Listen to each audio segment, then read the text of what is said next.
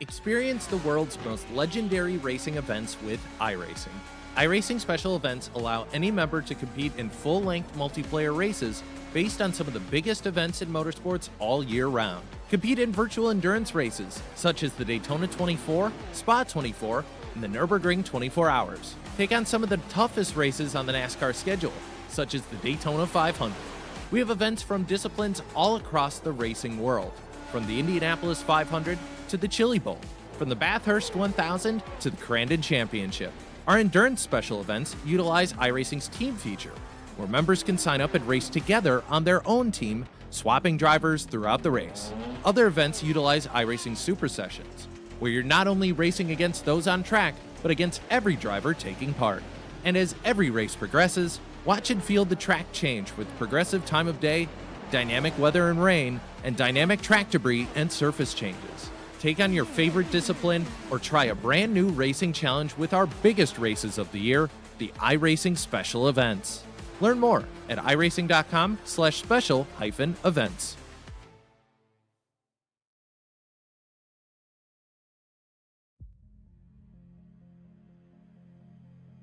Three rounds in the books, three vastly different sets of conditions. 4 rounds total the series, and the bull, you'll have to grab it by the horns, you'll have to wrestle it, and you'll have to drag the damn thing over the line. The qualifying series in 2026 has been like no other. Weather has made its mark. The drivers have made their mark. The safety car has caused us dramas. It's caused us tire swaps. It's caused us the whole blot. But all that matters is that you're in the top 16 in points or one final golden ticket. That is what stands between us and deciding the 2026 V8 Pro Invitational Field, proudly brought to us by our major partner in Logitech G. And I tell you what, Sandman, I've missed 2 rounds. I could not drag myself away from watching those rounds in the moments that I had.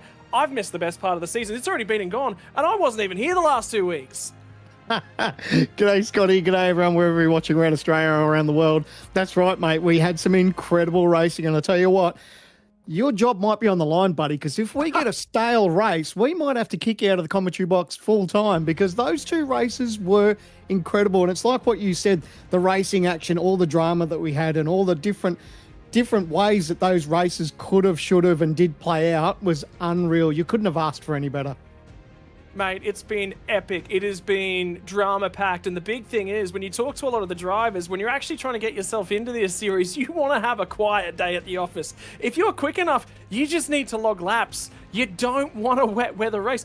Last year, don't forget that race at Fuji whereby we had the massive fuel save. There was a few drivers who got that one right. There was a few drivers who got that one wrong. That was probably the biggest blue red mark on the driver's ticket last season. This season, weather got in the way. That's what it's been like in the qualifying series. Surprisingly, I'd actually rather call the qualifying series based on the last 2 years of form compared to how much safety car interventions we've had. 45 participants will make the series. 20 of them come from last season's results. Those guys are already locked in should they wish to accept their ticket. If they don't, the next one will be 17th from this pack. The next one will be 18th from this pack. But we have 4 more tickets that we had to hand out. 3 separate individual race winners have already been handed out. 1 more from tonight. Guess what? Not the only way into the series. Last year's co-driver clash champion was Thomas McMillan from the Lobbs Esports teams. He will join the drivers on the grid in 2026. And then 4 wildcards. We know 2 of them, Emily Jones and Andre Heimgartner, are going to be joining the field. And, well, there's been a few names thrown around for other ones, but the big thing is, mate, don't leave it to the wildcards. Point your way in. And this is what the points look like at the moment. Jake Burton is at the top of that list. And the critical fact for him is he's struggling to get back from testing days from the real-world V8 supercars at the moment.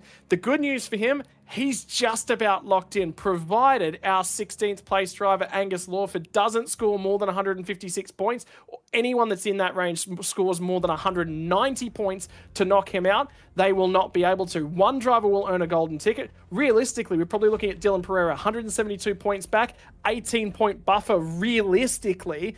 Anybody who's outside 190 points cannot knock Jake Burton out. That's the mathematical equation we've got to play with.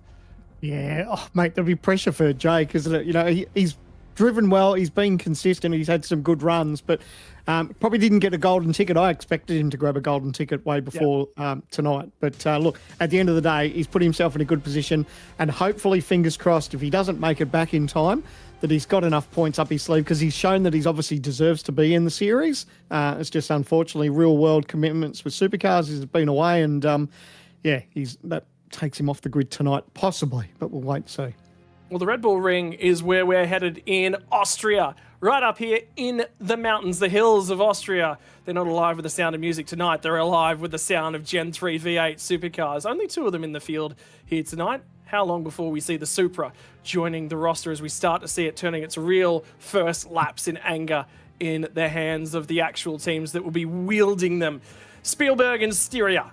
From 1969, when this place opened, the current layout since 2016, albeit you can decide whether or not you feel like there should be a chicane between turn 1 and turn 3, because MotoGP says yes, the rest of our sports cars say no.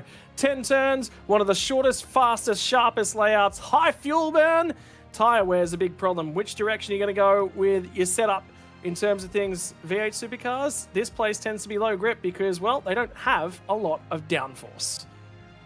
Yeah, I'm a no with the chicane. I do enjoy it for the MotoGP, but I love this as a racetrack for cars and for our supercars. It's a blessing that we've got it on the digital service. And I feel like I say it for a lot of our broadcasts. This track does have a little bit of everything, and I do love the undulation in it. And the overtaking opportunity, I think, was one of the biggest things that we saw last year when we came to this place. One of the bigger things is year on year, this place tends to provide exciting racing.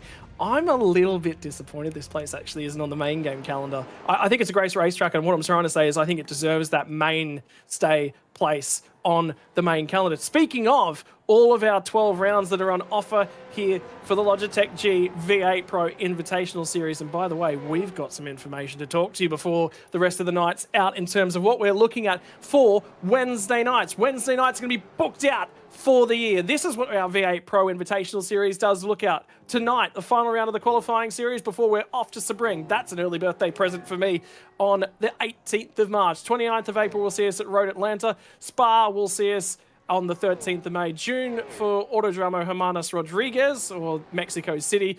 And then we get into the endurance calendar. It's taken a shift this year. We'll be running our Bathurst 1000 in the middle of winter. And the reasons for that? Well, who really wants to be outside in the middle of winter anyway? Phillip Island, Sandown and Bathurst will give us the Enduro Cup on the 26th of June, 17th of July and 15th and 16th of August. After that, we head into the back half of our championship. The Bend, Winton Motor Raceway. 2 tracks at this stage, still to be decided. And the Adelaide Street Circuit gave us our championship finale last year on its debut to the series. We waited a little bit longer to be rewarded with that, and rewarded we were. It will take that slot again on the calendar this year, a little bit earlier to be finishing the season on the 25th of November. Critical Option, the co-driver clash, going to be held on 14th of August. If you're one of those up-and-coming V8 supercar drivers and you're thinking about getting your way in and you're quick enough to be a co-driver for the field, you get your own personal shot at cracking a golden ticket for next year. And sometimes I feel a little bit like Willy Wonka talking about golden tickets, because boy, I'd love to open up a chocolate and find some of that inside it. I know there's plenty of drivers who get excited when you talk about it too. That opportunity to grab a ticket is it's brilliant, and I think it's unique for our series. I love that we're doing it, and there's not just a couple of times that we do it. You know, like I said, there's plenty of chances through our qualifying series, and you know, there's a couple of randoms that get given out, and the enduro the co-driver clash, that has been a highlight since coming to our series. I really enjoy that into the lead up to Bathurst, and to know that there's a golden ticket up for grabs there too is just brilliant.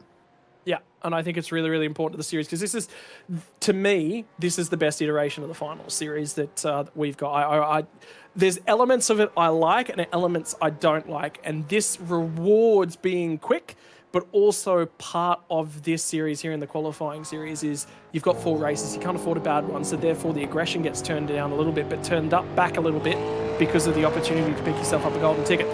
5 minutes left in practice at this point in time, and regular mainstay Kurt Stenberg will have some speed to find from 27th on the run sheet at this point in time. So a little bit of speed, but that is practice results. More to come that way. I've talked to a whole bunch of drivers about what they've been doing in terms of prep work leading into this one. Actually, I ran a whole bunch of NASCAR racing, would you believe, with Josh Wharton and a bunch of the Vermilion crew on Sunday. That's a good way to get yourself back in. They were all lighthearted and feeling confident, quietly confident about getting their way back in. And to be perfectly honest with you, they found their feet. I was actually looking back at our 20 drivers that made their way in.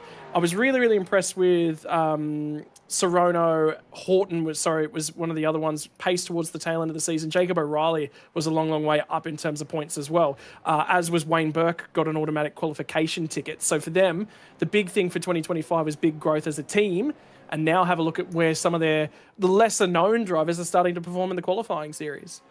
Yeah, and that's good. And like you said, if you don't have the best qualifying series, what you can do is do yourself a favour, put your best foot forward, and maybe shine the name in, get your name in lights for a little bit.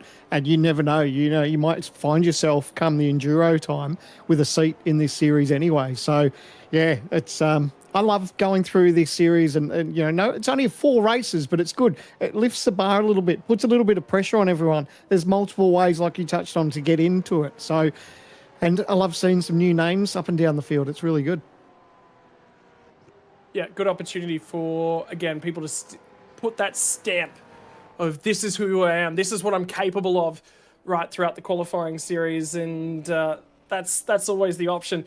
The other thing is, we talked a little bit to Emily Jones last year about getting that golden ticket. She wasn't 100% confident if she'd be able to earn her way in because she was going to be missing some of the races. That's the other thing is, even if you're going to miss a round, the golden ticket gives you that opportunity to still qualify for the main game. So at the moment, our 3 drivers that have been automatically promoted, Robbie Gibbs, Lachlan Capel, and Ryan Bettes after that lovely drive in the wet at Imola. Qualifying coming our way here in 2 minutes and 45 seconds for the 20 minutes. And again, only a short little lap around here for the 38 drivers who are currently in the session at the moment. No fuel tank restrictions, and we're on track for 200 kilometres, just a lick over, with 2 compulsory pit stops to throw in the mix there, Sandman. And, well, the Logitech G Hub, she's sitting behind the screens. What have you been doing? I see you've had some AI hard at work trying to make your figure stand out a little bit more. Has there been some design work done with those tools? Well, no, just with that. That was actually my wife's doing. That's how it all came about. Because I didn't even know how she did it. And she goes, it's this chat GTP. So it goes to show you how much I'm involved with that. But it's a bit scary when your AI figure is probably a better looking human than what you are. So, yeah, I used that for a bit of promotional stuff today. That was just a bit of fun. And, yes, who knows? Who knows what I actually missed the G Hub. I was talking to Jay behind the scenes today, and he was like, do you need anything, any graphics? And I'm like, not till round 1. That's when we're going to be back in the G Hub. So, looking forward to it. This year's going to be sensational. Always love a brand new start to a season, and it's a clean slate. A couple of new drivers, new faces that might be in the fold, and new contenders to see who can take it up to Jared and the team. Because let's just put it right out there. He put on a clinic last year, and well, let's hope for our sake that it's not much the same this year. I know he wants the exact same result, but it's going to be an absolute cracking season, and I can't wait to get it started. Yeah, very interested to see what the statement from those sorts of boys is going to be like. The one thing to me is Blake Warboys took a year out of sim racing, and he's back in a big way, and he is on track to really start looking to try and qualify towards that series at the moment. Talking in terms of guys that are hanging around the top 10. So we talked about Stenny a little bit earlier on. At the moment, sits 5th in terms of the points. So he has a nice big buffer zone that he can sort of afford to fall his way down through the order as we're getting some of these picturesque shots around. But some of the drivers that are maybe sitting on the back end of that bubble, Wayne Walker, dead heat for 17th spot with Dylan Pereira. Pereira was just outside the bubble last year, and it was due to a couple drivers that were on the inside of the top 20 that qualify back in points not electing to take that seat. And Blake Warboys was actually one of those, said, I'm going to take a year off with the birth of his first child and spend some time with his partner. And that offered an opportunity for Tyson Broad, who finished, I think, 21st in terms of points, and then Dylan Pereira's 22nd. He also got his way in as well. Sean McNamara, not in the season this year, although didn't qualify in on points. So there's a few drivers that are stepping down and stepping back. Wayne Walker's one of the oldest in the field. Could he be the big qualifier in? And talking to Dan Hall before this one started off, apparently Wednesday nights are actually not the main show of the week. That's actually Thursday nights with V8 veterans. You'd have nothing to do with that, Sam, man? Absolutely no idea what you're talking about. No, no, I do race with vets and absolutely love it. They're a great group. It's a great series, and we're seeing some good talent as Wayne's showing us. You know, he's currently P10 in this practice session leading into qualifying, and yeah, been impressed by Wayne's performance on track. And mate, if he's almost, you know, making the way in, I'd love to see him have a good night and make the field for 2026. Now, golden ticket on the line. You can start your way up at the pointy end of the field, and you can kickstart your ability to make your way into the Pro Series. One driver will not have a nervous wait, a not nervous recounting of the points at the end of tonight's markings, and this is the lap that will start to count towards your final qualifying standings. 1:05 p.m. in sim time. Remember, in this half of the world, it is currently the back end of winter. Track temp is cool, 20 degrees Celsius at the moment, and it is a 7-kilometre-an-hour wind. It is not blustery, it is not blowing, but there is a little bit of wind from the southwest. Humidity is rather low as well. And have a look at the air temp. Only down at 19 degrees Celsius. I love these sorts of conditions, by the way. This is my sort of weather. Nice and dry and cool. Exactly where I want to be. Not up with that filthy Queensland humidity. You can keep that for yourself, Sam. Gladly, mate. In Queensland, beautiful one day, perfect the next. You know the slogan goes. But the difference we're going to see with qualifying tonight, as we probably didn't see in the last 2 weeks, is that obviously it's dry conditions, so every driver there is sort of wiping their brow and breathing a sigh of relief. But it'll be one-hit wonders. So you go out, you'll punch out a lap, and you'll go straight back to the lane, put on a new set of Dunlops and go again. It's a different story when it's raining. You obviously want to build temperature in those tyres. So that's what we saw last week, is just that it was just circulate and get the track at the right time. So these guys now back to the one laps, and they'll try to put their best foot forward. And we talk about it all the time, Scotty, even though it's 20 minutes, you really want to make that banker, get that down and put that under your belt, and then it takes the pressure off for the rest of the session. But it doesn't always play out that way. Drivers on and around the bubble, and it's probably one of those drivers we need to keep half an eye on. Angus Lawford, Dylan Pereira, Wayne Walker, and how about this? Rick Kuznetsov in 2024 was challenging for a title. In 2026, he's on the outside and looking in. He is on the below side of the bubble. A very strong chance to still qualify in. Qualifying series has been edgy. Changeable conditions have not necessarily made it the easiest for our drivers, but that's why we challenge them. You can't get into this series unless you've got the talent, and that requires the talent to master everything that this series throws at you. For Blake Fitz, would require just about a win and in golden ticket scenario for the 686 machine, as he will be the first driver to set a flying lap at the moment. Down in through the double left-handers at 6 and 7. Keep your eyes on the drivers that were just in behind him. Rain Campbell will be thinking what can happen here tonight. Qualifying is not just about putting a clean lap together. It's about being in the right place on track. Sam Blacklock will sit in behind him. And first laps from a racetrack that is the Red Bull Ring and drives much like a bull ring. Elbows out, wide GP circuit. The walls are a million miles away. What is the lap time going to be like? Blacklock looks quick through Sector 1 and Sector 2, at least compared to Blake Fitz. 3 cars to the line, 4, 5. Watch them as they funnel through. What's the first time's going to be? And I can tell you that the early running has Josh Horton goes to the top of the timesheets from Freya, from Blacklock, Rizzo. There's nothing in these times as they start to come through. Ryan O'Sullivan was quick in the first couple of rounds, but it's that man who's under the pump. Rick Kuznetsov with an early blow, and that is important for his hopes. He needs big points tonight, and you start in quali. Absolutely. It's always a great feeling when you get that banker in, and it's an actual cracker of a time too. So top of the timesheets for Rick Kuznetsov, and it was really interesting to see how that was all playing out. A little bit of wiggle there for Daniel, but a couple of drivers were opting for some clear air. A couple other drivers were opting to be, or happy to be, behind other drivers. We've talked about the draft. It isn't massive, but if you can get a little sniff of a draft, it's always good to have in your back pocket, especially around here because of the long straightaways. Let's talk about some of the drivers that haven't put a lap in round number 1, but at least the biggest benefit about this one, Sandman, short lap time, more opportunity to get a lap in. Ryan Jones, Kurt Stenberg, Hayden Veld, Will Sapstead, Daniel Polton. I thought I saw a tyre dip into the gravel as he come through the 7-8 flip-flop. And no valid lap time registered for Daniel Polton. So there is only going to be a couple drivers who didn't set a lap time. banker out of the way for a number of those drivers. Blake Fitz was the first driver in the field to actually set a lap time. Guess what? It's also the slowest of the laps from the qualifyings as well. So track position, not everything. Yeah, and Blake, I noticed on the outlap that Blake was keen to get a bit of clear air. So again, just different feeling. You know, we don't know how his lap was. He might have just, you know, made a little bit of a whoopsie somewhere. But yeah, really interesting those first round of lap times. Yeah, first runs in quali and last runs of qualifying for the qualifying series. Yeah, say qualifying that many times in a couple of minutes, and you can start to feel like your head's a little bit spinning as well.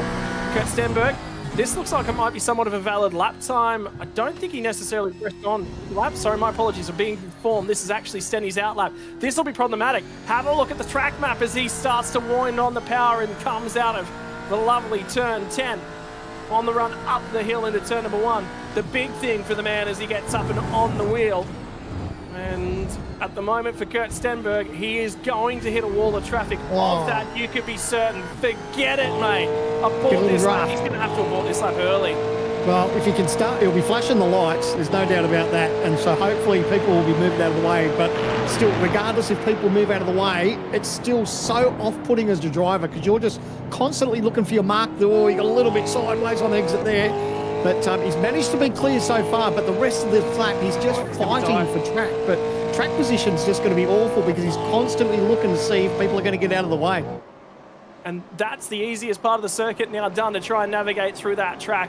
Talk to any of the drivers up and down pit lane and they talk to you about not being off cycle during qualifying. It's just better off, even though you've aborted a lap, to stay in the train. And the reason for that is it means that everybody else around you is also on a hot lap. You're not catching traffic that's offline. Look at him trying to dive out of his way. Actually, not too bad. Everyone's done a pretty reasonable job. We've had some ugly, ugly laps. I think of Michael Taliancic back at Phillip Island, I think in 2024 in the Gen 2s. That was a nightmare on that occasion. He just about slammed into the field. Now, he's got a clear head of steam. Turn 9, tip it in, balance it in, pick up some curb on the right-hand side. Stay on the green stuff here. The painted lines, they're important. The painted curbs are valid for lap time. The wheelman will bring it to the line. And there was a handful of opposite lock. Was that a shake of the head? I thought I saw a shake of the head as he come out of the last corner. 31.4, better than what he was doing in terms of practice, but still on the outer and looking in. It's a good thing he comes to Spielberg with points in the bag. Yeah, I think that little shake of the head, I was worried it was an off track, but he got away with it. So probably not the tidiest of laps for him, but he's got plenty of time, 12.5 minutes to go and rectify that. So Lisa's got the banker. So nevertheless, eyes forward for Stenny. And as we go and see, we're looking at Josh Morton here. So currently P5 at the moment, looking to improve. And I'm just trying to look at the timesheets too. No real big movers and shakers on this lap at this stage. Yeah, so it's just setting yourself up. And again, well, the track temp has actually come up about a degree since the start of the session in 8 minutes or so. So realistically, we might have actually seen the best of the conditions. It depends. Yeah. It depends on that cloud cover. That'll be the big thing. The rain, not in the forecast here tonight, but I do think there is going to be some cloud cover on and off throughout the evening. So it'll be about, a lot of the drivers say luck. Well, everybody's got the same track conditions. Go out there and you've got to deliver at the right time. Yeah, that's it. Yeah. Be on the track at the right time and you can reap the rewards from it. So I always hold my breath through that part of the section. So easy to get an off track, you know, that double right-hander that you get to before where the pit entry is. It's so easy to put a wheel out a little bit wide and get an off-track penalty. Josh Horton goes to P2 now on that lap. Dylan Pereira. And confidence. Dylan Pereira starting to find some time as well. Kuznetsov's, though, his time still good to go from the first running. Here comes Brian Borg as he will come through. Some more drivers starting to improve. Does Borg improve? No, yes, he does actually re-improve, but it wasn't by much. Warboy's got held up a fraction by that TTR car coming out of the last corner. Just taking a quick look. That wasn't Stenny, was it? No, it wasn't Stenny. It's Aaron Borg. Oh, Aaron Borg, sorry. Yeah. They're on board the TTR car. Aaron Borg, known for his exploits in Super Utes over the last couple of years. I actually chatted to him at the 1000 as well. Got a good opportunity to stand there and chat to him. He was trying to make a NASCAR jump over to the truck series in the States. There was a couple teams trying to reach out to him and trying to make that happen, looking for drivers driving similar machines in Australia. Dear. Replay for Ryan Jones as he comes to the last corner. That's impeding for sure. Yeah, well, unfortunately, those drivers were just heading to pit lane, and unfortunately, he was on a hot lap and had nowhere to go. And that's the downfall of this racetrack, is that the entry into pit lane is actually on the racing line, so it's hard to check up. And we did a piece of this actually for the G Hub going back last year when we were at this racetrack, and showed the difficulty as far as trying to get into pit lane and where the racing line is. Unfortunately, he just got caught out. That's where I was going next. You read my mind, Sandman. And well, is that a marker for when we get ourselves into the race? Because the qualifying series is tight in terms of the way that it's qualified, but it's in a different manner. The driving's very, very different, but it has to be. You cannot come into this series with the same approach you take to the main game. The main game, you've got 12 rounds to score points, but you need to be scoring in each and every one of those 12 rounds to be necessarily relevant. In this one, if you have a bad day, all of a sudden, the heart rate, the temperature goes up a lot earlier on because you've got 4 rounds. You cannot afford a bad round. Then again, this season, there's guys who have had shockers who are still inside the 16 at the moment in terms of points. Yeah, well, that's right. But the pressure that it puts on you as a driver, knowing that you've only got 4 rounds. If you have a terrible round 1, oh yeah, okay, the pressure's raised a little bit for round 2, and then you have a shocker in round 2. It's like, oh crap, round 3, I really need to perform. You have an absolute terrible round 3. It's like, oh my God, this is the last chance. So that's the pressure you don't want to put on yourself. Right, final laps in terms of qualifying. You know what? It's the Red Bull Ring. We've still actually got Ryan Jones adding a fair bit of opposite lock. The man who picked the strategy correctly back in Fuji last year. 22nd on the timing charts. There's an opportunity for him to improve here. I think this might even be an in-lap for Ryan at the moment. At the moment sits 8th in terms of the points. It's actually Ryan O'Sullivan, Ryan Jones, 7th and 8th. So the two Ryans apparently 7th and 8th is the right spot for them. How about Ryan O'Sullivan and his journeys through the qualifying series? He was so close to winning a race and not having to do the rest of the series all the way back in round 1. Yeah, that's what I thought. It was going to be an in-lap there for Ryan Jones. Also been a member of commentary teams and lending his ear and his voice to sim racing exploits over the last long period. And here's the big thing about being on this series is you pick up the mantle here, and there's so many greats that have been here and gone and been here and gone and come and gone again. And Ryan O'Sullivan is actually one of those drivers who's gone away for a little bit now. He's got some time and some freedom, but there's a sense of duty to our community because you've got to sell it correctly. You've got to be out here and you've got to be having fun with it. But there are some drivers out here that absolutely are worthy of being here, and you pick up that opportunity that you're presented with, and you've got to make sure that you deliver on giving these guys the coverage that they deserve. Yeah, just as that, Ryan Sullivan's gone now P1. Well, here's a marker of the man's talent. There you go. Rick Kuznetsov will slide down to P2. I can't believe that lap has hung on for Rick Kuznetsov as well. So that marker on lap number 1 was very, very important. How about Philippa Bokita as well? Our Assetto Corsa driver who's making the transition over into the supercar on iRacing. Of course, has made herself a trip over to Spain alongside of Jake Burton back in 2024 to compete in the FIA Motorsports Games. She's been actually working with the Trans-Tasman Racing crew, and that's come out of contacts. I think that would have been out of working with Burton on that trip, representing our country on international stage, and aborts a lap and gets the opportunity to dive across into pit lane. That is smarts. Yeah, well, see, Philippa was going to dive in and then saw that there was a car behind and didn't want to impede. So just ran wide, took herself off the racing line, and then knew that there was clear track and just dived straight into the lane. So that was actually good, smart heads-up driving there from Philippa. Right, Russell Pepperell, what's he going to be able to line up and put down late on the piece? I thought that might have been Tom Freer just in behind. I was correct in the 41 machine, and now the field starts to split apart. 6 minutes on the timing tower from qualifying in the Red Bull Ring. If you're going to step a lap together, it's got to be now, because you are only probably going to have 1, maybe 2 more opportunities. Newman into the pit lane. He started towards the rear end of the field the last couple of rounds, but has performed massively on a driver that has maybe not necessarily been the cleanest in years gone by. But he's certainly one with a boatload of talent. And you love yourself a controversial driver. That just adds another element to it.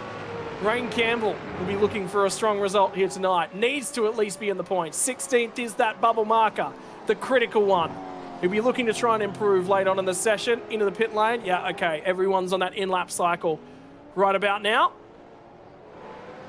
And I can tell you what, the track map is starting to fill up. All of that nice, clean pack that we had early on in the session, it's gone. It is now a mess. And there is drivers on in-laps, drivers on out-laps, drivers on flying laps, all mixed into that. Yeah, and that's always the worrying bit, isn't it? You want obviously your fresh tyres at the right time, but you want that little bit of clear track too, because the last thing you want is someone to impede you, and it's never going to be on purpose. You know, the driver in front might make a little mistake and run wide, lock a tyre, whatever the case may be, and just slow you up in a corner, and that'll throw you, you know. So, and especially when we're talking about the dying stages of this qualifying session, this could make or break your 2026, depending on how your qualifying session's going. If you don't pull a result here, that might make tonight almost impossible, and then makes you sit and you're basically joining us as a spectator for the rest of the season. I know there's a lot of drivers that don't want to do that. They'd much prefer to be behind the wheel. Well, Marcelo Rivera is one of those that is absolutely on a win and in. 0-0 coming into round 3, and then the rain did not really work out for Marcelo Rivera. He scored 172 points last time out, but it's not going to be enough. This is Aaron Borg at the final corner. And around she goes, heavily into the wall. Yeah, massive damage to that TTR Chevrolet. He was having all sorts of bother before it ended up turning around on him, so that lap was going to be custard anyway, but unfortunately that car is second-hand, and I don't know if they'll have enough time to get back to the lane and repair that, but we'll see. Marcelo Rivera's had speed, so I'm not just sitting here and counting him out. There is every opportunity you'll need, in my mind, though, to qualify a little bit further up the field than 10th. I'm expecting, without a safety car, our winner's probably going to come from the top 5. And we'll need a little bit of help to be coming from any further back. Minute 30-second lap time from these guys, and separation all the way down to 30th spot is 0.8 of a second across 90 seconds. How's that for a lack of field separation? That's probably one of the things we haven't really talked about across the qualifying series thus far, is actually the qualifying field has been separated by nothing. And this goes all the way back to the pre-qualifying sessions as a car wide down at turn 4 as well. But the drivers that were in and out swapped, I think, about 7 or 8 times on the final night of pre-qualifying as well. It's crazy, isn't it? And that's going to show the level of talent that we've got that is trying just to make it into the series. So, yeah, we've already got a very strong batch of drivers that are already here, ready to take part for 2026. But everyone else that are trying to scrap in, they're just as good as well. And, you know, the times are showing that. So, yeah, nervous times for a lot of the drivers. And especially as we look at qualifying now in the last, probably just under 2.5 minutes to go. Here we go. Last gasps at the session. 2 minutes left in the timer. If you're not rolling out of pit lane, you are not going to have enough time at this point in time. Here comes the field to have a crack at it. We ride at the moment with a driver who currently has pole position. Marcelo Rivera's gone wide at turn 1. I can tell you that with confidence. He will not improve on this session. That's a critical one. Damian Johnson to the line. Brody Sentence is a long, long way back. And Blake Fitz has not managed to improve from the very start of the session. There's a car off down at turn 3. It's Blake Warboys. He will not improve his qualifying position from where he currently stands. Fitz will not improve either at this point in time. Jack Wittes is in 12th at the moment. He has been absolutely beaten and banged from pillar to post right throughout the qualifying series. Contact with Ratsu back at Imola. Ratsu's not here tonight. That was his season done in terms of trying to qualify through. So for Jack Wittes, he will try and line up to start a final qualifying lap of the session. Minute and 15 seconds on the timer. That means you're starting your final flying lap, or you're finishing the one you're on. There will be no other. Hayden Veld had opportunities to win. The strategy didn't go his way. The conditions didn't go his way. He is still inside the points, and that's all he's got to do. Pereira last season got a little bit of luck and made his way into the main game. Rick Kuznetsov found some time to go back to the point. He'll pip Sully later on in the session. There's cloud cover coming over the circuit. I think our air temperature might be going down. Yeah, I did notice it was noticeably darker on this side of the racetrack. So this might just help a couple of the people that are on a lap. And if they can piece something together, but look at the margins we're talking about. Kuznetsov, a 138.22 to a 138.25 over Rhino Sullivan. Incredible. Yeah, Josh Horton's down into 4th spot. Blake Fitz is still coming around to try and have one more crack at it, because why not? There's 18 seconds left on the clock. He needs to get there fast. He dives to pit lane. His session is done. I can tell you, Marcelo Rivera will start another flying lap. The reason for it, he abandoned at turn 1. He hadn't put a mark on those tyres yet. There is still enough time. Witter slides down the board. He was 12th the last time through this section. Now he's back to 13th. Sapsted's in 12th as well. That's a drive of note. Leo Duncan was one of our major performers from Phillip Island back last year inside the co-driver's role. Witter's session is done. I'm interested to see if Duncan's on a lap and see if he's improving. Newman slid all the way to 22nd. Don't you know? Watch Marcelo. Marcelo, it's got incredibly darker again, so it's got real overcast, and it looks like a lot of the racetrack is covered by cloud. So this might fall straight into Marcelo's hands. I don't know how much of a difference we're going to see. I'm trying to look at the track temperature, 21 degrees, air temp 19, and that's about what we had at the very start of this session.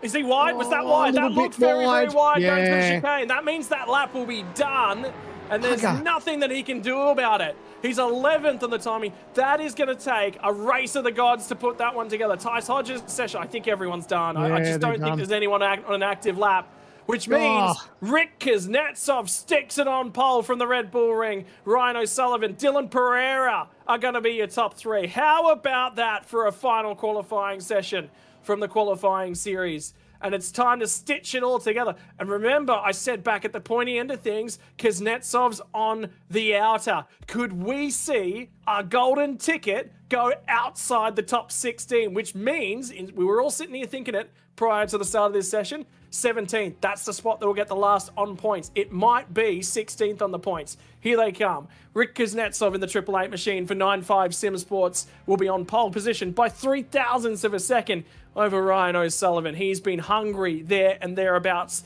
That win in the qualifying series might not come, but he should be very proud of the return to form and efforts on board car 74. Get back to row number 2, and it's going to be that of Dylan Pereira. Like I said, a little bit of luck to be on the grid last season. Can he stamp that out and get in all of his own accord this season? Josh Horton will line up alongside. Tom Freer, brake dramas in qualifying series last year, absolutely cruelly denied the driver of the 41 machine. He swapped from Vermilion back to Synergy, seems to be all back and working in form. Sam Blacklock will be to his outside. Blake Warboys is going to be on the inside of row number 4, and we'll see if he can qualify his way back in. Both of these two guys looking a little bit unlucky to the season thus far. Should Hayden Veld be already in the series? Well, debate that one at your own leisure. Leo Duncan is going to be inside of the top 10 as well. He'll be lining up alongside the veteran himself. Wayne Walker needs points on the board. Well, from 10th spot, run yourself a nice clean race there, Wayne Walker, and you will be in the main game. Marcelo Rivera needs a win and end. Points will not do it for the driver of the 21 machine. He starts out of 11th spot. William Sapstead has had a pretty clean and pretty clear qualifying series thus far. Not too bad from him. We'll see if he can wrap things up all nice and easily in the final time of asking. We'll step back to row number 7, where Ryan Campbell will line up alongside of Jack Wittes. There must have been one more lap that didn't improve, because Wittes slides back down to 14th spot.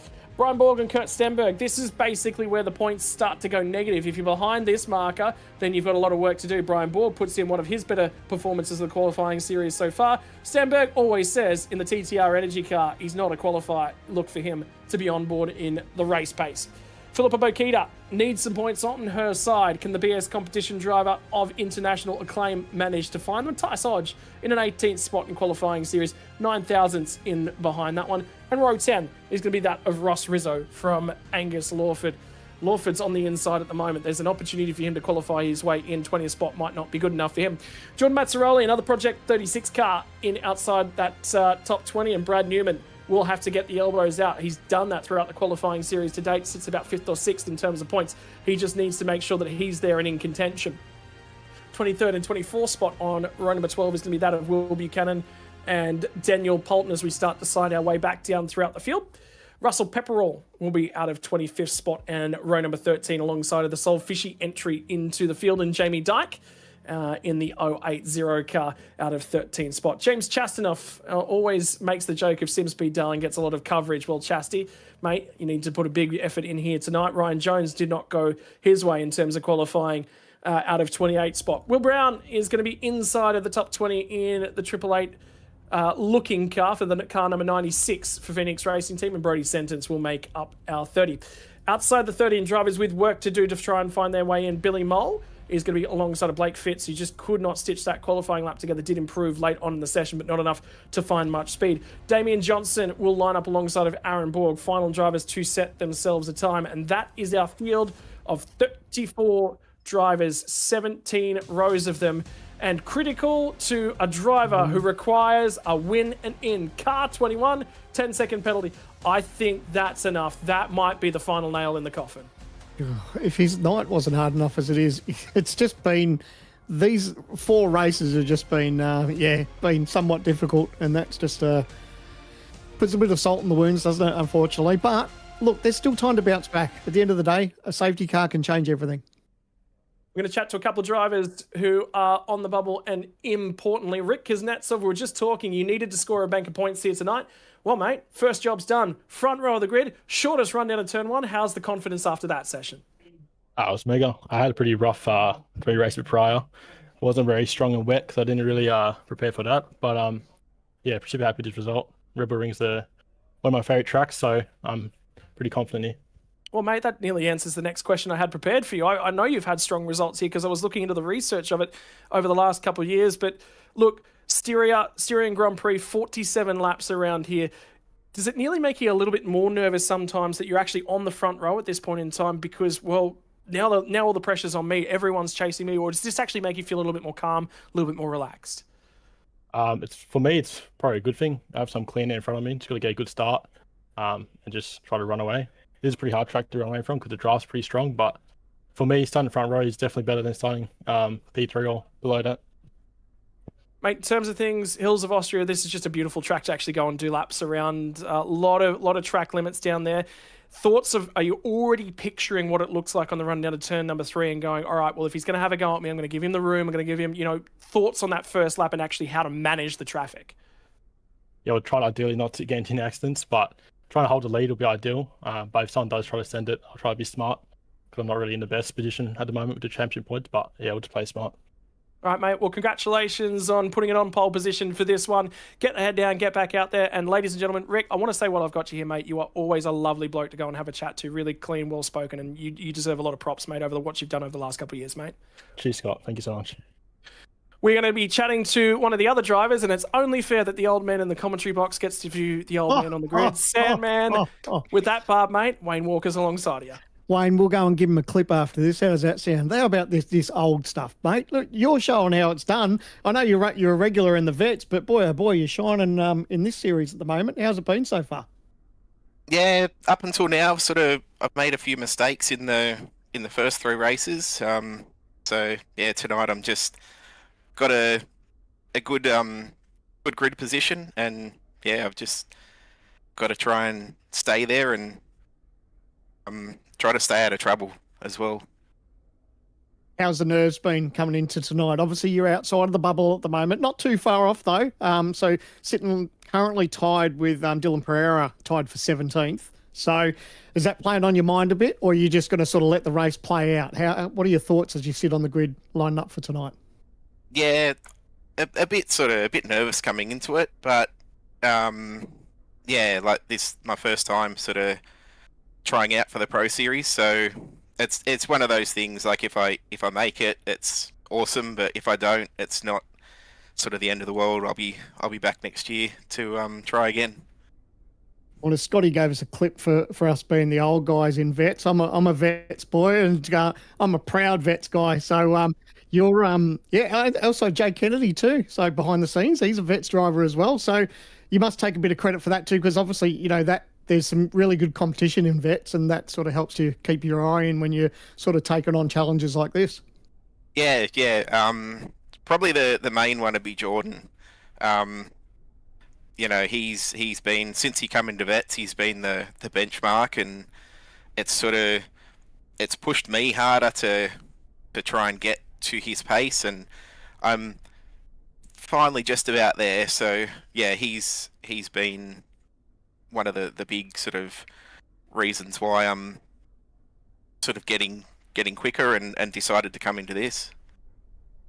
Well, good luck tonight, mate. Whatever happens, you can hold your head up high, regardless of how it all plays out. But you've had a hell of a crack, and fingers crossed you make the bubble, mate, and we get to talk to you more throughout 2026. Yeah, fingers crossed. Thank you. All right, buddy, go prepare.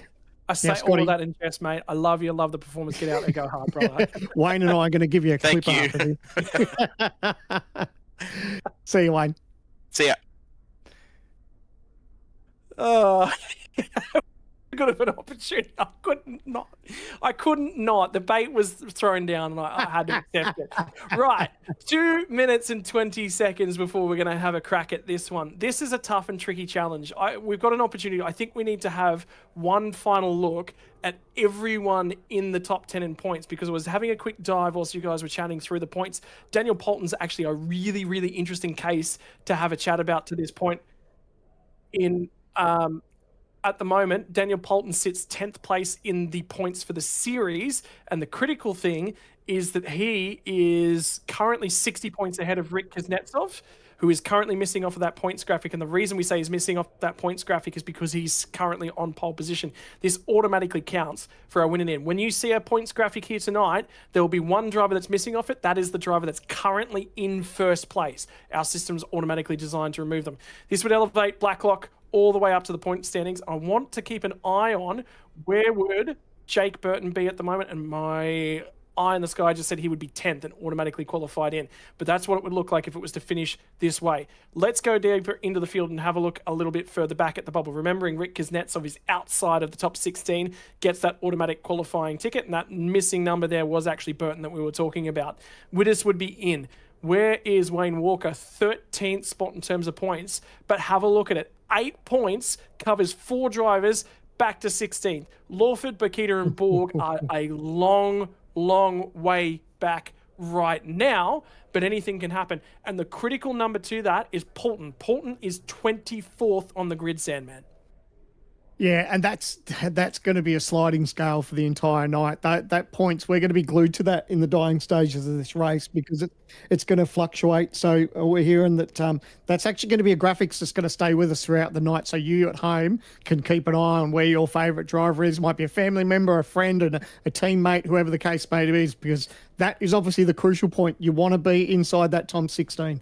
Before anyone gets their calculators out and murders us as well, that is unofficial points. Remember, there's penalties and everything that plays out. Yes. This will not be confirmed. If there is a post-race penalty that impacts that, points may not necessarily be decided at the end of the night. We are not going to be the ones that give you the final points. We are just here with calculators, with spreadsheets that don't calculate for everything. The one thing we can calculate on is 5 lights are going to come on from the Red Bull Ring. 5 laps are going to go off. The final 200 kilometers of the qualifying series. This is the start you've all been waiting for. Can they get a get-go from the top end of things? Poulton spun tyres at the back end of the field. That's critical. He's sinking. Poulton might be on his way out of this series before this lap is done, ladies and gents. Kuznetsov to the lead. Sticks it on. Sticks those tyres to the ground. Puts the power down. Action in turn 1. Couple cars around. Jastinov went around. James Jastinov is on the inside. At the end of this lap, he might be on a garage. He might be on a tow truck. His series might be done. It's all changing corner by corner, and we've only had 3 of them. Well, that was interesting. The points changed. Jastinov was 15th, now 17th on the live timing, and that's just with that one spin. So thankfully, it doesn't look like there's too much damage. I think people might have got away with it, but man, oh man, that's heartbreak for them. They don't want that in the early stages. Into the braking zone, 3 wide there. They're going to try and squeeze through. Everyone else giving each other a nice bit of racing real estate for the moment, but they need to hold their breath. 47 laps round here. Just ease into it, guys.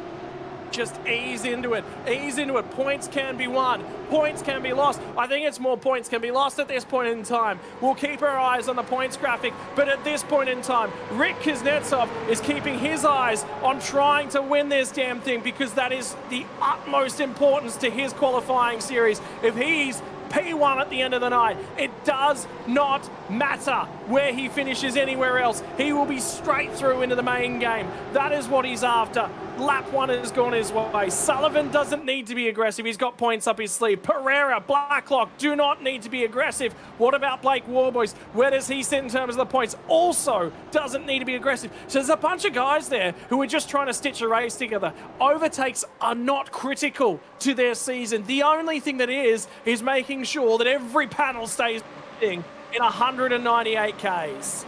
Yeah, that's it. And that's exactly what you want to do. For these, it's so easy to do is get yourself caught up in a silly situation. You just want to breathe, take it easy. You know what's on the line tonight. You can't afford mistakes. We're going to go to our OG Gear replay. And this is what happened to Chastanoff at the start. You can see him on the outside groove. Now, what's going to happen? It's going to bottleneck into turn 1 because everyone's obviously trying to get in there under the brakes. We got sort of 3 wide there. Oh, made contact with the TTR car. Oh, and it's just a chain reaction there. So, it's ugly. It's typical turn 1 action. Yeah, the stewards will look at that only because there was cars pointing the wrong way, but hopefully he doesn't get any more penalties or anything from that.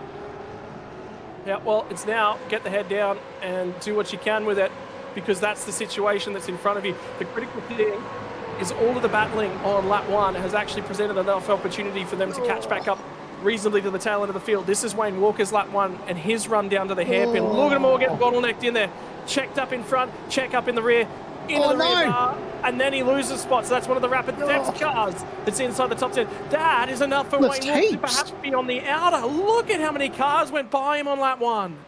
Lost a chunk now. He's dropped now to 18th in the points now. So that's going to, obviously it's a sliding scale. We're going to talk about it nearly every lap. But that just goes to show you, man, he lost so many positions and he was trying to be as careful as he could be. And Poulton's back in. And now it's a dead heat between himself and Chastanoff. And remember, Rick Kuznetsov, if he doesn't win this, he comes back into this fight. Now it's going to be the Vermilion cars of Ryan Campbell and Leo Duncan squabbling out of turn 3. They don't want to do this. They just want to get their head down and work together because that is critical here tonight. Duncan's going to accept that spot back up ahead. Now it's going to be Brian Borg who tries to slice his way back up. But Keita has got to get a move on. So Philippa Bakita is not going to be looking to play nicely with the 2 cars ahead. She needs to put points on the board. We're talking about how many positions that Wayne Walker lost. He was 10th when he started this race. It's lap 3. He's 22nd currently on the racetrack. So he would be just, he'd be fuming. And now he's under pressure too. So this is what a driver doesn't need. You know, you've already had an absolute shocker. It really wasn't all your fault. It was just a racing accident that sort of got him all involved. Thankfully, his car's straight, but now he's just got to push on. Don't worry about the position he's at. It's only lap 3. Chastanoff 10-second time penalties just come through from the stewards, which that's the contact at turn 1 with Russell Pepperell that rotated him. And there's a car already bailing off and going into pit lane, trying to get out of the queue. The big thing I was looking at, I went and had a quick look around Wayne Walker's car. There is damage on the rear bar. It's not the front splitter. So he does still have the front splitter all attached. Ross Rizzo is going to dive out of the queue as the TTR car that will dive to pit lane. Marcelo Rivera, well, it's gotten worse for him. Actually, that's a 10-second time penalty for Rivera. He's just jumped into pit lane and said, I'm getting out of this queue. I'm going to do something about it and try and get my pace. Pit stop number 1 done, and 10-second time penalty served. This is for P3 on the road. Blacklock's got down the inside of Dylan Pereira at turn 3. He's now starting to try and push his way forward. But again, this is guys that have the points on the table. Mate, it doesn't matter what position they feed in, just so long as they just don't put the car sideways at any point.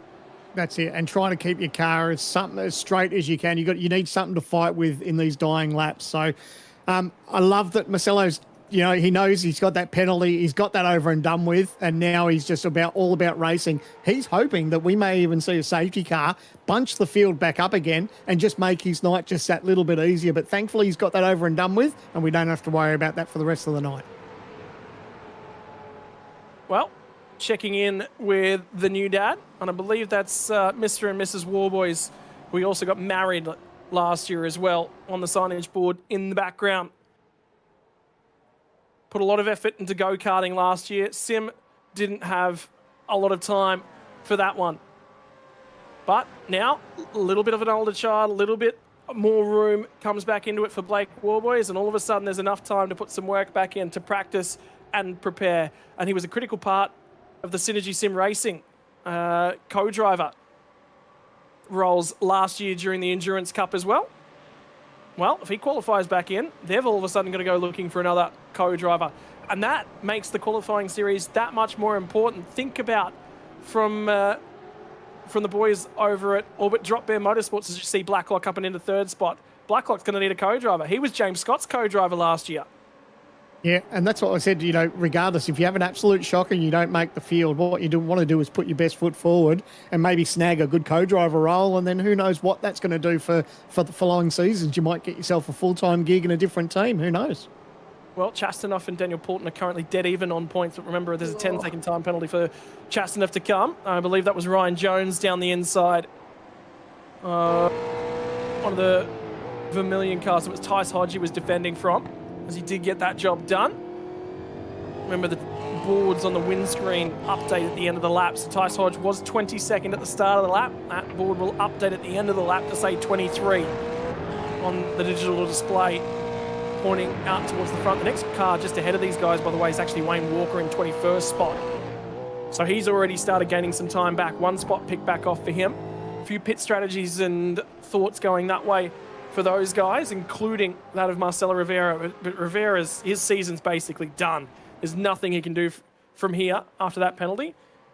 And I believe the stewards have been reviewing a few bits and pieces. We might have some updates to bring you on all of that here in a few moments. Sullivan's just shadowing Rick Kuznetsov. And for Rick, the critical factor is those drivers who are in and around the bubble are having terrible nights at the office. If he can't beat Ryan O'Sullivan, and Ryan O'Sullivan might at this point just be using him as a fuel-saving obstacle. He is 19th in points as Rick Kuznetsov. And that might be enough to still qualify his way in from P2. 190 points would be going his way. That is a lot of opportunities to try and earn his way in. Blake Fitz, 10-second time penalty for contact with car 012 of Billy Mole, lap 2 for that one.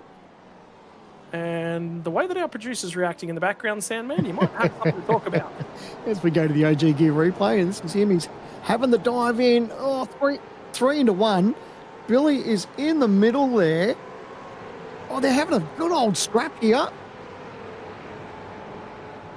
How's this all going to play out? Oh, so easy to happen. Oh, just the slightest of touches there. And unfortunately got himself a penalty for that one. But unfortunately, that's the nature of the beast, isn't it? Whenever there's sort of nose-to-tail contact, there's usually a pretty good chance that the stewards are going to be pretty interested to have a chat with you, and unfortunately, he's got that penalty. So, nevertheless, early days, still lap 7 of 47. Yeah, look at them using all the track, extra track. That's the big thing about the Red Bull Ring, isn't it? You've got to use all of the real estate. That's the big thing about being a professional sim racer in general, is challenging the stewards on track limits violations. Well, stewards, iRacing stewards, automated systems, however you want to interact with those. But you've got to use all the real estate that's available to you.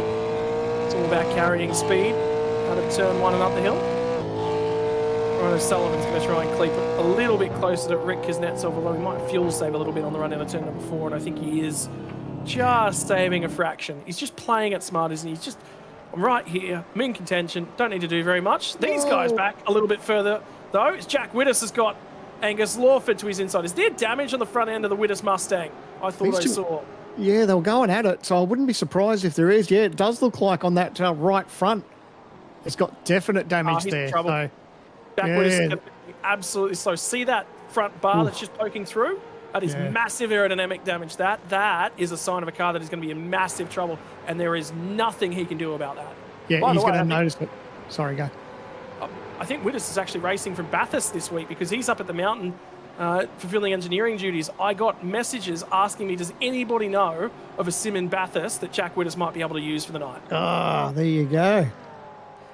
There you go. So, yeah, obviously we're leading up to one of the most exciting races at the mountain, the 12-hour coming up. And we're going to get the story of how that damage arrived. And this is all the way back on lap number 1. Now, this normally ends up as a concertina effect where, look how many people just trying to, he's hard on the brakes. Oh, so that was Wayne Walker that he got into the back of, and that's where Wayne lost all those 10 or 12 spots on that one turn. So, again, nose to tail, everyone was trying to be as cautious as they could, and unfortunately, he's going to pay the price now because, that, like you touched on, that aero damage is huge. Wayne Walker's actually just lost a spot to Ryan Jones, who goes on through and takes 21st spot back away from him. Now Tice Hodge is starting to show the nose a little bit to the inside of the veteran. Walker's going to try and use all of the track limits on the plunge down the hill to turn 4. And Tice Hodge is going to try and wrestle this one away from him. The next turn, the left-hander at turn 5. Sorry, right-hander at turn 5, the left-hander at turn 6, and the left-hander at 7 means that the inside is going to be favourable, but he's been squeezed all the way to the inside of the road. There might have been a tyre or two in the grass with some elbows from Tice Hodge. And if the wing mirrors weren't folded back when we visit Adelaide later on in the season, that might have been a couple of extra parts sitting on the track for the fans to pick up later on this evening as they just lent on each other. Love to see it. That's what we love. Yeah, exactly right. Yeah, a little bit of door handle to door handle, bumper to bumper stuff. That's what we want to see. Everyone got away with it. And as we go to the OG Gear replay, we're going to see this is Philippa trying to move up the inside. Again, just a little bit of door to door. And barge his way through. But everyone sort of lives to fight another day. That's the main thing. So Bakita up to 12th place, needs to bank a few extra points. And I believe that's exactly what we were seeing from that one. Brian Borg starting to pull away a little bit in front at the moment, but the critical factor is when you look at Jack Wittes, he is going to have a very long night of just trying to manage the margin. The margin to P16 at the moment for him is in the range of 30 or so points. It's about 28 points from Daniel Poulton to Jack Wittes right now that he's on the inside. So he can have an average night. He doesn't need to have a great one. He's going to have to manage that Mustang to the finish line. Slides to 15. More points starting to eke away. And all he can do is on lap 9 of this thing, and remember, he's been handling it since lap 1, is just be patient and learn to fight what he can and what he can't fight for. 47 laps around this place is a long, long time to hang on to a damaged race car. Yeah, well, and he does have to still make a couple of tours down pit lane, so they'll be able to fix a little bit of that while he's stationary, but you obviously you don't want to give away too much time, but it's always painful, isn't it, when you get that little bit of damage and you know that that's hurting you a little bit. And unfortunately, at this point of the time, there's not much you can do about it and just needs to, like you said, just hang on to it and see how it all plays out. I just got past an image, and I hope I can get it across to our producer to try and get it up onto the screen, but it might be the first signing of the Orbit Drop Bear co-drivers for the year, and it's actually been passed to me by a partner of one of our drivers. So we go to every length to get our research in for these events, and our producer is working away madly in the background to make it happen.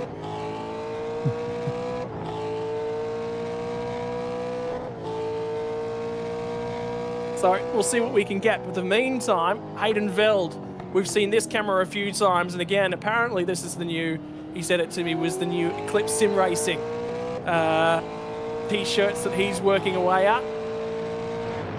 And in the background lies one of those Easter eggs. If you know the history behind the driver, you'll know what that represents, but there's a lot of footage of drivers having fun. And there was a high school project for Hayden Veld where he had to look, you know those babies they give you in tech class, or was it life class in high school? You look after the baby for a few days.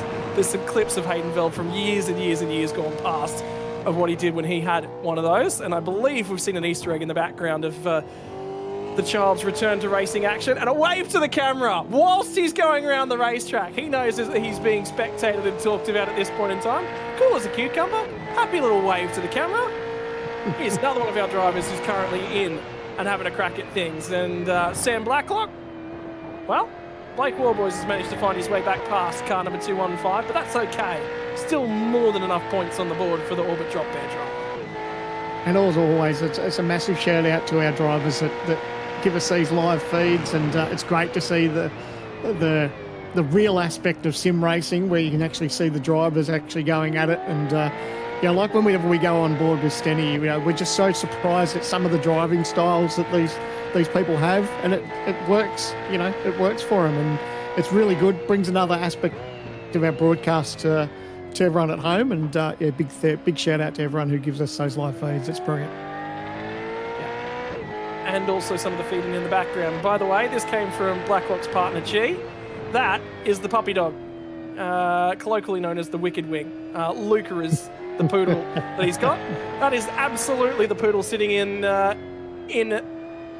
sim racing rig and getting his first driving coaching sessions from the master at work at the moment. We'll need to reach out to team representatives from Orbit Dropper to find out if they've signed that quick dog to a seat for 2026. At the moment, Angus Lawford ranging up on the back of Jack Wittes. And remember that Wittes car is damaged at this point in time. Needs to stay. I think he's going to stay out long. Yeah. There's no real right answer at the moment, is there? Everyone's sort of rolling the dice. The likelihood of us seeing a safety car, they're probably getting slimmer and slimmer as this race goes on, but never rule out the fact that, you know, a slip of a down change, we could lose a motor, someone could be stranded to the wrong part of the racetrack. A red flag a safety car doesn't always mean that there's a big, massive accident. It could be that there's a car just parked and can't get out of harm's way. So you never know, yeah, just rolling the dice, have sort of game plan.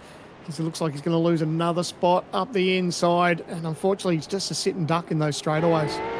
Yeah, Angus Lawford's trying to slot in to the inside, and Lawford's in and around that cut line as well. So very critical that he puts points on the table. Came in as the driver in 16th spot. At the moment, sits 14th. So the points not mission critical for Angus Lawford, but certainly any opportunity that he can get. Now, the problem is these guys are backing this pack up.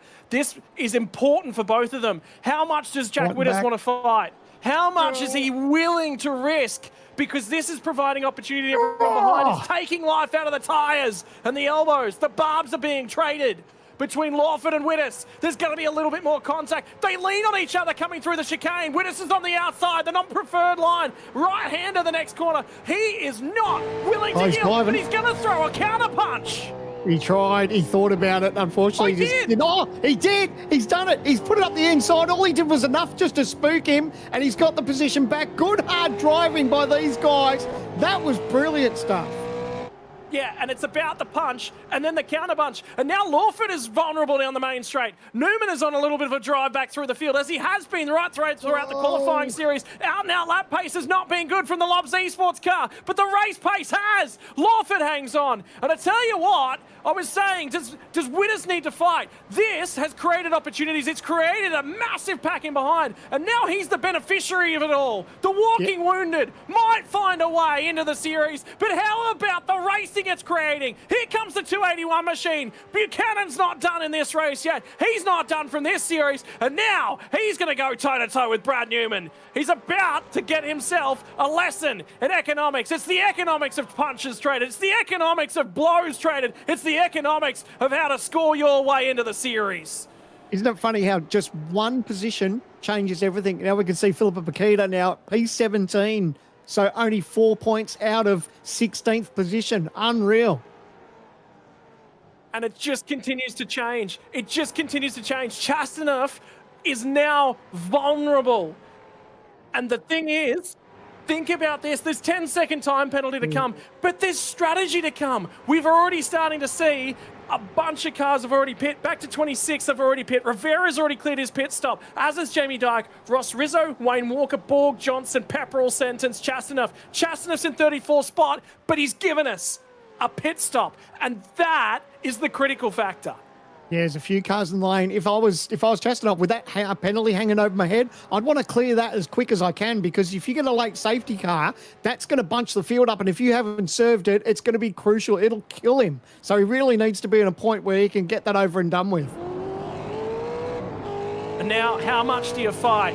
For Rick Kuznetsov, a golden ticket means you're not nervous about points, but I don't think he's nervous about points.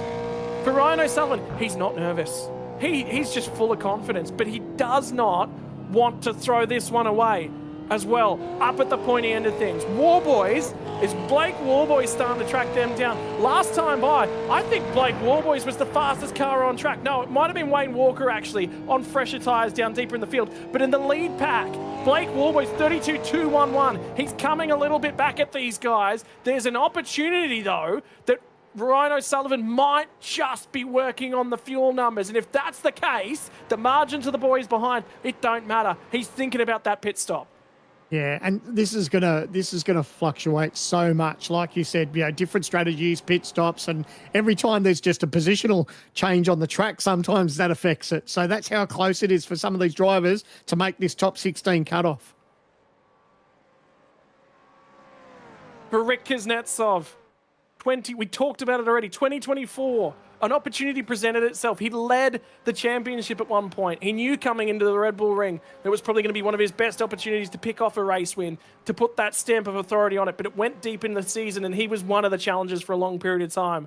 To go back to the drawing board, to be on the back foot and things not go well in 2025. And the qualifying series, man, sometimes that makes your confidence just fall through the floor. He's on the outside of the points after being what I would consider a reasonably stable, reasonably consistent driver in the series. Well, you need one big round to change that, and it has to come at the last round for Rick Kuznetsov. We are a third of the way into this race, but just let that simmer. Put it on the burner. Think about it. Season it a little bit as we get towards the deeper portions of the race, because this isn't critical at the moment, but fuel and strategy might become... Yeah, I tell you what, Blake Warboys is getting bigger in that rearview mirror. He is actually coming back at these guys. Yeah, he is. And it's probably getting to the point where these teams know that they're going to be having their pit stop soon. So just use up whatever rubber that you might have been saving or whatever fuel you might have been, had a little bit in tank. Use it up now, because you're going to have your pit stop soon. And look, I wouldn't be surprised. I'd like to see maybe Ryan O'Sullivan pit before Rick Kuznetsov and maybe jump him in the lane. So there's still that strategy to play out, because it's getting closer and closer. Oh, they managed to get away with it. There was no contact there. But man, oh man, still another dive up the inside, side by side, coming onto the front straight away. And the big thing is that costs you so much speed coming out of the last corner side by side as well. That is not somewhere you really want to go side by side with. Matt Ciroli's elected to just roll out of it and drop in behind these guys. And now it starts to become spicy. The opening sectors, yeah, there was barbs traded, yeah, there was cars around, and we expect that when we go to the Red Bull ring, but how's the block now from Brian Borg? He is attempting to make this difficult for Sapstead. Sapstead's got a narrow line when they get down here to turn 3. He was a fraction of a second later on the brakes. He's going to claim the apex, and he's going to claim the overtake as well. Brian Borg now becomes the walking wounded. Yeah, I love that these guys just aren't giving an inch. They're all as hungry as each other, and we say it week in, week out. It doesn't matter where you are in the grid. You always have a great battle, whether it's up front, in the middle, down the back. That's the quality and strength of drivers that we have in these fields, and it doesn't matter where you are. There's always brilliant racing. And this is brewing. It's time. I think if you're in this group, you've got to pit. You've got to pit, because you just can't afford. Wittes is going to get the elbows out. You've seen that how many times. Think about the guys that have already pit out of this battle pack as well, though. We've already seen Angus Lawford. He just elected the next time down past the pit lane when he saw how much these guys were fun. No, I'm out of here. I'm jumping to pit lane. Is that Wayne Walker? Wayne Walker is...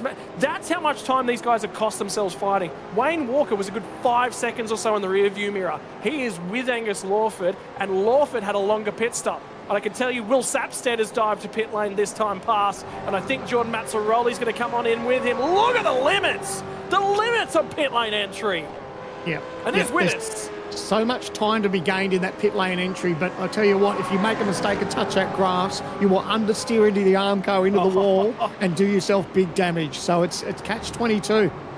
This is nearly worse for this battle pack. The fact that Wittes elected to be the undercut driver on this group. And here's Warboys into the equation. So Newman is going to go toe-to-toe. He's going to go at it with, I think it was, where was it? Will Buchanan and Ryan Jones. Those three, oh my God. Ryan Jones and Brad Newman do not get on. That on the racetrack is going to be an interesting bit of racetrack to be around. I'd rather be in front of it. I don't want to be anywhere around that one.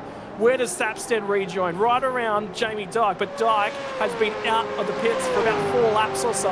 He's gone for a short stop as Jamie Dyke, so this shakes that field. The undercut is certainly relevant to this motor race, don't you know? And the overcut, well, we've seen the drivers in the last year or so, particularly towards the tail end of the series, you wanted to go long. Wittes is going to try and get down the inside, and I think that was Stenberg and the TTR Energy machine. Ryan O'Sullivan is still sitting in P2. Who's going to be the first to blink out of this? Someone's pitting this lap. No way they all go through. Oh, no, they did. You're kidding.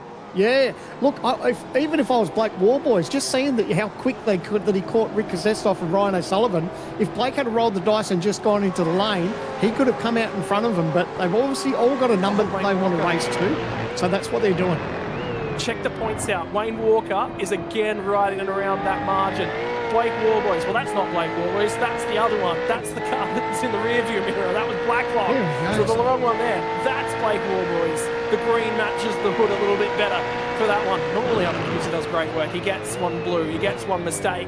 But these boys, at this point in time, they do not have an opportunity. One mistake is the opportunity for all three of them to be in the bin. You were talking about those points. Wayne Walker now 17th. As you can see, Philippa, those points with behind with Philippa, so they're adjusting as well. She was in, made her pit stop, so still a lot of drivers still need to make pit stops here. So Philippa back in 17th position. Already had a trundle down pit lane, so looking good for Philippa at the moment. But man, so it's Marcelo Rivera who's the first of our pit stops. They've taken place. He also had that penalty hanging over his head too. Well, and we're Marcelo hearing that Rivera has not yet served a penalty. I thought he would have done by now. I thought that was the whole point. That's not going to. He's the leader of the drivers to a pit, and at this point in time, he's had a very, very short pit stop as well. He's about 4 seconds less on fuel than everybody else. Bakita has made a pit stop. Don't forget as well. She's actually in a really, really good place, and she's jumped Sapstead. That's Sapstead in behind. So there is absolutely points to come their way. Here comes the cycle of pit stop. I like this from Warboys. He had pace on the two guys that were ahead of him. He crept up to them and went, I'm not fighting, boys. I'm going to jump in the lane. I'll get you here. Pereira's going to follow him in. He's in a strong point to qualify, and there is all of it to play for on the line. Think of it this way. This story is so easy to sell because at the end of this, 16 qualify, 17 qualify, and the rest of them don't. At the end of a championship, 20 of them qualify, or there's a championship decided. That is nowhere near as spicy of a picture as what these guys go through. This is nearly more intense than what they're going to face at times. Held hard in the brakes there in the back of Tom Frere. Just a little bit of nose to tail. That was friendly. That was fine. But, man, it's heart and mouth stuff, though. So everyone here, these drivers still yet to make their pit stop. Sapstead, fastest lap of the night, 31.419. And, you wouldn't imagine it'd be too much longer before Rick and Ryan O'Sullivan and the rest of it are all going to have their pit stop shortly. Bakita must have had a really, really bad outlap, or last lap, sorry. She's been out there on those tyres for 4 laps. 6.5 tenths of a second for Will Sapstead faster. 6.5 tenths. Yeah, but he's taken that life out of the tyre, remember? To set that fastest lap of the race. That could very, very easily go away from him as the stint goes on. It's a big chunk. It's, something to think about. But still another round of pit stops still after this as well. So now here we go. I was just about to say it'd be interesting to see the lane, and we see Blacklock's in, Horton's in. Frio, Hayden Veld's going to stay out. So overcuts for Kuznetsov, O'Sullivan, Veld. And what's happened here? Happened to Ryan O'Sullivan. So there's a mistake in the most recent lap for him. So he's all of a sudden dropped off. That says to me that Warboys will absolutely undercut Ryan O'Sullivan. And this is what I said the benefit was when they were all nose to tail. If you want to have that early pit stop, then you avoid little whoopsies like this, you know. So, this could be a different story. We go to the OG gear replay. This is coming in, so that's pit entry in the right, coming into the final corner. Oh, he's got a little bit wide. He's got sideways and just trying to get the power down. And he's lost that straight line speed. Leah Duncan. He's in a really, really interesting spot at this point in time, just in the background of this shot. So Leah Duncan's just popped into the pit lane and popped back out the other side. Sapstead's going for the move down the inside of Bakita. Gets the job done. Bakita's on the marbles, looking for a little bit of traction and trying to cross back over and take the spot back. Leo Duncan is not looking good in terms of his points at this point in time in the series. I thought he was further down. Yeah, he's not scored many, 132 in total. He needs a winning in. He's not going to point his way in, but he can certainly be the deciding factor as he slides down the inside of Sapstead now. So this one is important. Duncan cannot find a way into the series. He steps on the outside of the racetrack and a massive wiggle through 5. Oh, Bakita's in. Back ahead. Bakita shoves the nose back to the inside. Onto the marbles now for Leo Duncan, the youngster. For Vermilion, stepped up, did a great job as a co-driver last year in what he was able to bring to the table. And is part of the reason they've got many drivers into the series without having to come through the biff and the bar to the qualifying series in 2026. But now he's getting questions asked. Now he's going to force his way through. And on lap number 1 on that set of tyres, He has taken some life out of them. Kuznetsov in, Sullivan in, Veld goes through. War Boys, race leader. Yeah, and that's that fresh tyres. He's got there, he's made his pit stop, and now he's been able to jump the field. So Veld is still yet to stop, and Blake Warboys will be your new race leader. But how about the pit stop margin? I thought for sure Sullivan would have had less fuel out of that pit stop. I think he lost a little bit of ground at the pit stop. He might be a little bit heavy-handed on the loud pedal and burning a fraction more than Kuznetsov. Well, there's just some accuracy issues for that one, so they'll have some work to do. Duncan back to the inside of Bokita. Bokita bleeding points at this point in time, but has managed to gain some points back. Wayne Walker is now 4 points on the outer. Chastanov becomes the driver on the bubble. And the best part is, that's one spot in points between Chastanov and Wayne Walker. And we've heard Chasty has served his penalty. There is no 10 seconds time penalty to come, but he is back here all on his own. Walker went for an early stop. He's going to be on the slide as a couple drivers get to his inside. Wayne Walker is going to be living the nightmare of turn 1, lap 1 for the next 12 months if he doesn't live through this series and into the main game. Oh, 4 points. There's still a long way to go, but man, oh man, it's close, and it's just going to be like that till the end of the night. But I'm glad that Chastanov got that penalty over and done with, because like I said, if it was a different set of circumstances in the middle of the field and we have a safety car and it bunches everyone up, then that makes your night go from bad to worse. But it's a pit lane. Yep. So it'll all filter through now. And he's actually going to pop back out relevant with Ryan O'Sullivan as well. So that's how much time that Ryan O'Sullivan has actually lost. Sam Blacklock is going to go toe-to-toe with Marcelo Rivera. Rivera, and that pit strategy, has played himself right back and into this one, you know? Yeah, P3 now. So obviously he's got a tyre delta to pay a little bit. So this will hurt him a tiny bit. But at the end of the day, he's got himself some decent track position. And for him, it's only winning you in. There's no way the points can help him because of how bad his first couple of rounds have been. Well, I'm going to put something in your head, and Wayne Walker's starting to lose, though. That's the tyres and the undercut. He's now going to have to pay that penalty and start to slip further and further away from the cut line. The big thing I'm going to put in the back of your mind is, if you're in Marcelo Rivera's shoes, I'm not serving the penalty.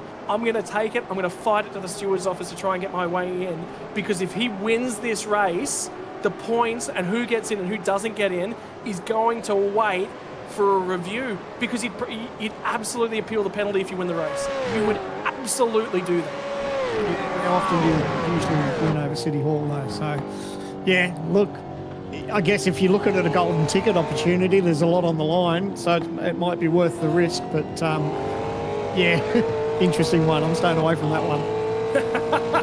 I knew I'd never get a comment from you out of that one. But all I'm saying is, if you're going to play the system and you know, put yourself in contention, we said the only way forward is to win. He was never going to do it from 10th on the grid. He's done everything he possibly can. He's had to throw some Hail Marys on the strategy, but they've been thrown, and now he's back here in contention. There's a long, long way to go. At the conclusion of lap 23, we are half a lap away from the halfway marker. We are just about on the 100-kilometre marker of our 202, nearly 203-kilometre journey here tonight. Leo Duncan's going to go for a move at turn 3 as well. We've put Sapstead out into the marbles. We keep our eyes on this battle. This is just it, Sam, and there are so many stories tonight, because there are so many points of contention, and there's another one. And that is it. Marcelo Rivera is done. There is no coming back from that. And he knows it too. His heart will be in his mouth. He knows that was his final chance, and it's nail in the coffin now. And unfortunately, you can't think of just how much luck that this guy's had. So much bad luck in this qualifying series, and unfortunately, that's the nail in the coffin. I'm gonna say you say luck, but I think the problem is it's luck of his own creation. Wheel spins on starts, aggressive moves, and that sort of thing. That's stuff that's in the hands of the driver. Yeah, he's had some damage, but he can control. That's a long way back from Pereira. Yeah. Pereira might have a penalty to pay for, but he's high up in the top 10, so I don't think it'll matter relative to the standings. Oh, it's an awful feeling too. You know that your night's just gone to custard. So now he's like, right, he wants to get to the lane. He's getting his ears boxed. He's trying to get to the lane. Actually, the stewards will look at that. That's a No, penalty as well. that'll be an entry penalty as well. So that is everything done. Yeah. I wouldn't be surprised if he parks it probably, but yeah, unreal. By the way, update on the live points at this point in time. By the way, Philippa Bikita has gotten some elbows traded as they got into turn 3. It was at the behest of Jordan Mazzaroli, who's trying to find some points. So Bikita will slide one more spot. Burton, without being here tonight, sits in 12th or so, 12th or 13th at this point in time. I think on points he's in. Yeah. And it's going to take a miracle to wipe him out. I just don't think it's possible. You would need everyone behind him to be 2nd, 3rd, 4th, 5th, 6th to wipe Jake Burton out of the points. It's just not mathematically. And that might be Widders. That might be his championship done. He is now the driver on the bubble. I know. We've just seen how someone's night can go from bad to worse. Could this be the same story? Oh, don't tell me it's Newman. I think it might be. They're all going to go into this braking zone. Oh, look, did he move over on him? I don't know. Devil's advocate. Did Newman hold his line? I don't know. The stewards are definitely going to have a look at that one, but unfortunately, he's lost a chunk of position, and more stuff for the stewards to look at. Here we go. Yeah, I agree with you. I thought there was a move right. See there, he's crowding Newman. He's playing with it. He's absolutely playing with fire. Newman pulls away. Here. No, Newman cuts. I think they both moved. I honestly, with you, they've both made a movement in that braking zone. This is why I love being a commentator. I don't have to worry about making these decisions. You get paid for your opinion, and no one cares at the other end of it. Oh my word! I genuinely believe there's enough in that from both sides that I don't think you can say either driver is primarily at fault.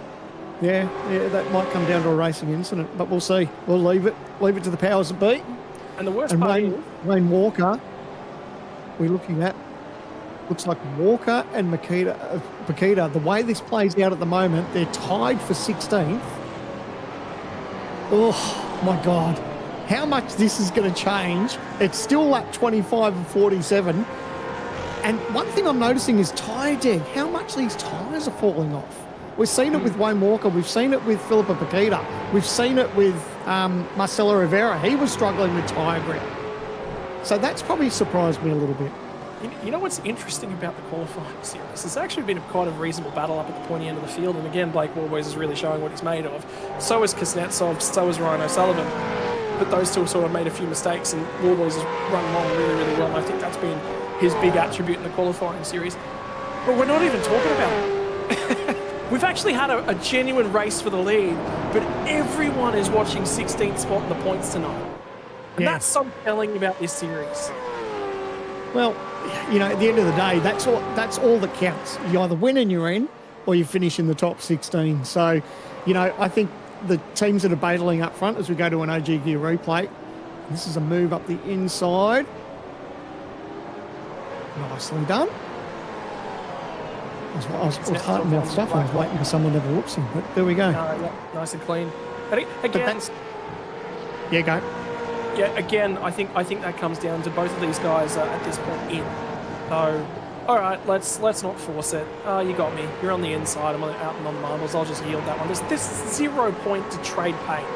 Yeah. And that's exactly what the front runners at the moment, if they're not worried about, you know, they're in comfortably with the points, they're just going to have a lazy old race. They don't want too much drama. So everyone around them is in that position where they don't have to stress too much. It's the teams and drivers that are at the outside looking in. They just need to worry about how their next sort of 20-odd laps are going to play out, because this is what will decide their 2026, basically. Really, really interesting as well is that points graphic. Again, I'll just give everyone watching along at home, everyone playing along, everyone that's chalking up bingo cards, who's checking their live bets on this one, the points and the race leader is taken out of the equation. We factor in the golden ticket so those at home don't have to. That is already equated for. Blake Warboys, you won't see him in the V8 Pro standings to qualify in. And the reason for that is right now, hand the man a golden ticket. He is on his way in, which means the number that you are playing along for, The number that you're all looking for to come up, the Powerball, if you will, is P16 on the points chart. 16th is in, 17th is out. If there's a dead heat, it comes back to finishing positions. I cannot tell you, I do not have it because I didn't think it'd come up. I didn't double check the regulations before we jumped in tonight about if you're in or if you're done and what the finishing positions. I can always tell you it comes down to that. Yes. And yeah, that's going to be an interesting one to decide as we wait for this to play out. But still, look, you never know whether there could be a tie there at the end. There's still 20-odd laps to go. But yes, I think it will be a count back probably. And yeah, it'd be interesting to see who's had the better of the season.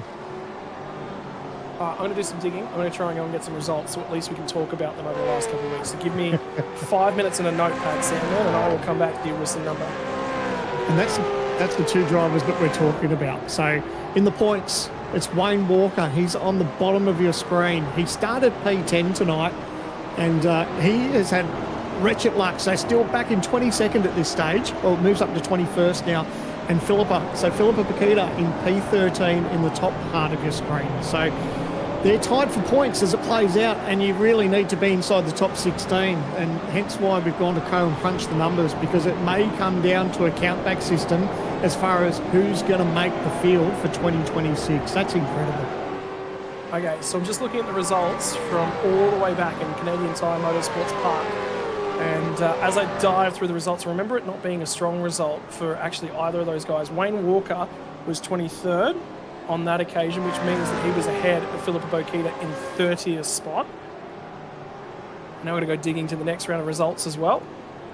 All the way back at the Hockenheim Ring and the wet and wild wonderland that all created. By the way, James Chastaneuf, best result on this season, 5th, which is also not irrelevant, but not relevant to the picture right now. Wayne Walker was 16th on that occasion. And I believe Paquita would have been behind as well, was indeed 26th. So then we come back last round to Imola in the qualifying series.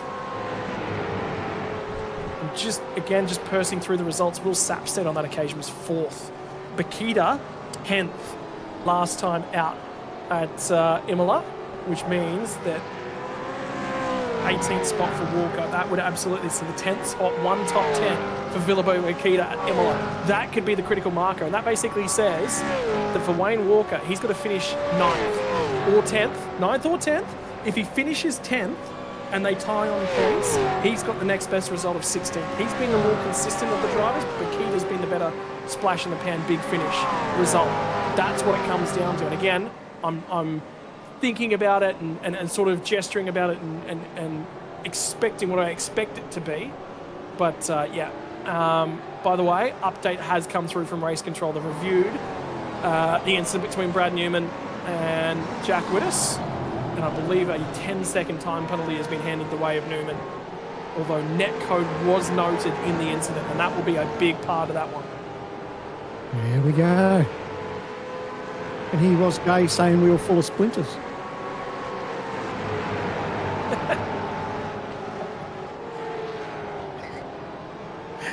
Jay's arguing the point, and I did say he moved. So anyway, we'll see. But nevertheless, I'm not auditioning for a position in race I have a very, very important race update. Jack Whittis, DNF from the Red Bull Ring. Jack Whittis is not making Pro Series in 2026, and it comes down to the final event of the championship. And again, it comes down to fight the battles when they're relevant. That was not one that needed to be fought, and that is the price that he's paid. And that also means that the math and the equations that we were just talking about, Chastaneuf, Paquita, both in. It just changes on a dime. It changes on a dime. Wow. Yep. Wow. And Wayne Walker's been in for his final stop of the session as well. It will be an 18-lap run to the flag for Wayne Walker. Ryan Jones is also going to be one of the early takers on the final pit stop of the qualifying series for the DPR driver. Jones sits high up in the points. Doesn't need a great result tonight as he comes in in 8th spot on 416 points prior to tonight. Sits 14th in the running order, but the critical factor is 40 points ahead of the buffer zone. It's going to be an out-and-out stash between Walker, Bokita, and Chastanov. Chastanov at the moment has a bank and a slew of points. But the big thing is we will not know until the final pit stops of this session what it closely resembles. And then we've got to get to the end of 203 kilometres to decide the field for 2026. That is 17 laps left to go. We are on for about another half an hour of racing. If you need to grab a drink, if you need to grab a bucket of popcorn, mine has been empty since lap 10, I'll have you know. And how unreal that it's going to come down to these final 17 laps to decide, well, a lot of people's future as far as what they're doing for 2026. Are they going to be armchair experts or are they going to be behind the wheel? Like, this is what it all comes down to. We've spoken about tyre deg.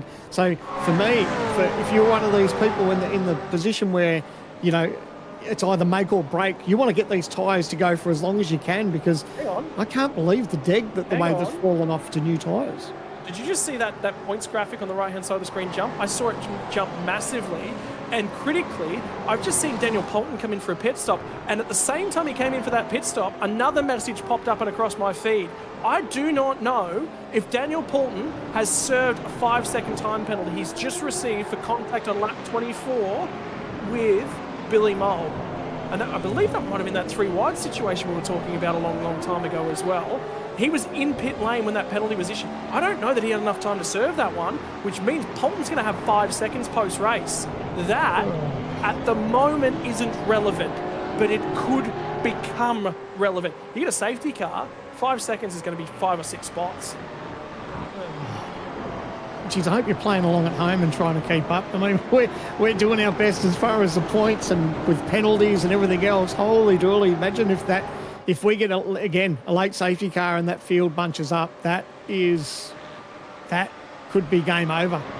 Sam, man, I think we're going to have a chat to our guys at Logitech and see if they do a calculator, because mine is smoking and it is done and it is checked out for the evening, and it might be the final time I have a calculator sitting on my desk. Well, I'm not going to punch it through my phone because I need that, so I'm not willing to risk it at this point in time. The one thing that we know right now is that Jack Witters is 16 points behind the 8 ball. I don't think it's done. I'm going to be honest with you, but you've got to remember that the points are bad for Bokita right now, and she's sliding backwards, not forwards, because she came for the undercut on that first stop. This second stop isn't going to be as bad for the female driver. And remember, she's got a race with her head. She's going to have a team sitting around behind her. She's going to have the assistance of a large, experienced organisation and outfit. She's partnered with the Trans-Tasman Racing Group. I can see Aaron Borg, Jake Maloney sitting there doing the points for that group, by the way. He's the only non-driver in the Discord chat helping that group out tonight. How do you think he feels as an engineer for this mod? Yeah, it's always pressure, isn't it? It's interesting, and the way the points are at the moment. So much is playing out. So we see a car that's still in Pereira. He's in the lane. So with 15 laps to go, Rick Kuznetsov, he's in the lane as well. Kuznetsov, look at the points change for him. Admittedly, he's going to pop back out. That's Tom Freer. No, it wasn't. It wasn't Freer. It was just in behind him. It was Josh Horton. Horton had to back up on the pit lane entry. Did you see that as he pulled into his stall? There was a miss of the stall and a slight reverse. It's going to cost him a second and a half. Don't think it'll be relevant for Josh Horton, who coming in tonight in a really, really strong point in points, was 12th on his way into tonight. He will be reasonable. He will be consistent towards the pointy end of this thing. Kuznetsov has decided that he's going to throw it all at the wall. Who's sitting around to assist him in the 9-5 garage here tonight? I know they're up at the pointy end of our Discord chats as well. Kuznetsov's got Sean McNamara, a team boss and a very, very level-headed man. He talks big of Rick Kuznetsov and his approach to things and his cool, calm demeanour. And that's a good combination to be working together at this point in time. If there's anyone you want in your back pocket, it's a cool voice right now. You don't need anyone firing you up. Absolutely. And now that he's got that pit stop over and done with, he's got a little bit of clear air. He's got past some traffic. So now he can just breathe a little bit and just let that race come to him. He knows that he's probably going to qualify his way in, providing that nothing unforeseen happens. As we go back to the lane, and it's a dive straight into the lane here. So that's Warboys, Ryan O'Sullivan, Hayden Veld, all in the lane now. As we go to Philippa Bakita back in 20th position. This is a post-pit stop, I think, for Bakita at this point in time. So the final stop of the night, and it's the critical one. What does it look like post? There's a short run to the flag now. And the outlap is good for the BS competition driver. Needs to continue putting points. Again, Widdis isn't in. Widdis is still not in, but look at the margin to Wayne Walker. And again, Jack Widdis, think about this. Yes, the car was bent. Yes, the car wasn't straight. But could you imagine if he just logged laps? If he just logged laps, he's ahead of Wayne Walker here. Yeah, now, does that calculate, has he done enough laps to qualify for... That might be actually, you might be right. It might be calculating at the moment. He might have a 0. Because, he needs to make a certain race distance to actually qualify for points. So that might be something else that we might have to throw into the equation as well. That's a very, very good point. 75% is the race distance that's required. So it'll be 150 Ks or so around this place. It's required. And that is the points adjusted after we account for no points in the final round. He is not in the top 20. He is not relevant. Sam Blacklock is going to make his final pit stop of the qualifying series, and at this point looks set to cap the season off first of the drivers not qualifying with a golden ticket in the end. That speaks to consistency and points at the moment. So he's driving well. Ross Rizzo came back. He tried. I don't think it's going to be enough for Mr. Fuel Save. You can tell that he's always paid his dues. I'd love to be paying the fuel bill on Ross Rizzo's cars over the year. Not be as big. How about, though, the tightness of the pit lane exit? Because Blacklock has jumped. All of a sudden, Rick Kuznetsov, Warboys will come out with the lead. Hayden Veld is in this picture still for a race win. All of these guys will want one. Look, they do want one, but they're not going to throw away an opportunity where if they're making it on points, I'm sure they'll have calmer heads prevail and get in their ear and say, look, you know, if you're going to start fighting, there's probably no need. We only need to circulate for 13 more laps and we qualify for 2026. You get yourself in a bit of a pickle, have a contact and maybe, you know, get some either damage and get a penalty at the same time. That could turn your 2026 upside down. So if these drivers are at a point where they're in, I don't see that they're going to get too many ruffled feathers out of this lot. Well, Warboys will be feeling nice and comfortable as he sets about driving his way back into the series in 2026. Billy Moles received a 5-second time penalty. That's not relevant to the championship at large. Bokita waiting for more points to be put up and on the table, and Bakita is still on the outside. Chastanov's in. Wayne Walker's not going to do this, you know. He's sitting there in 17th at the moment. It's not going to matter. Leo Duncan currently still yet to pit, and that is why I was sitting there looking at those points and going, that doesn't match. Leo Duncan is currently picking ourselves up the golden ticket, the last one to come.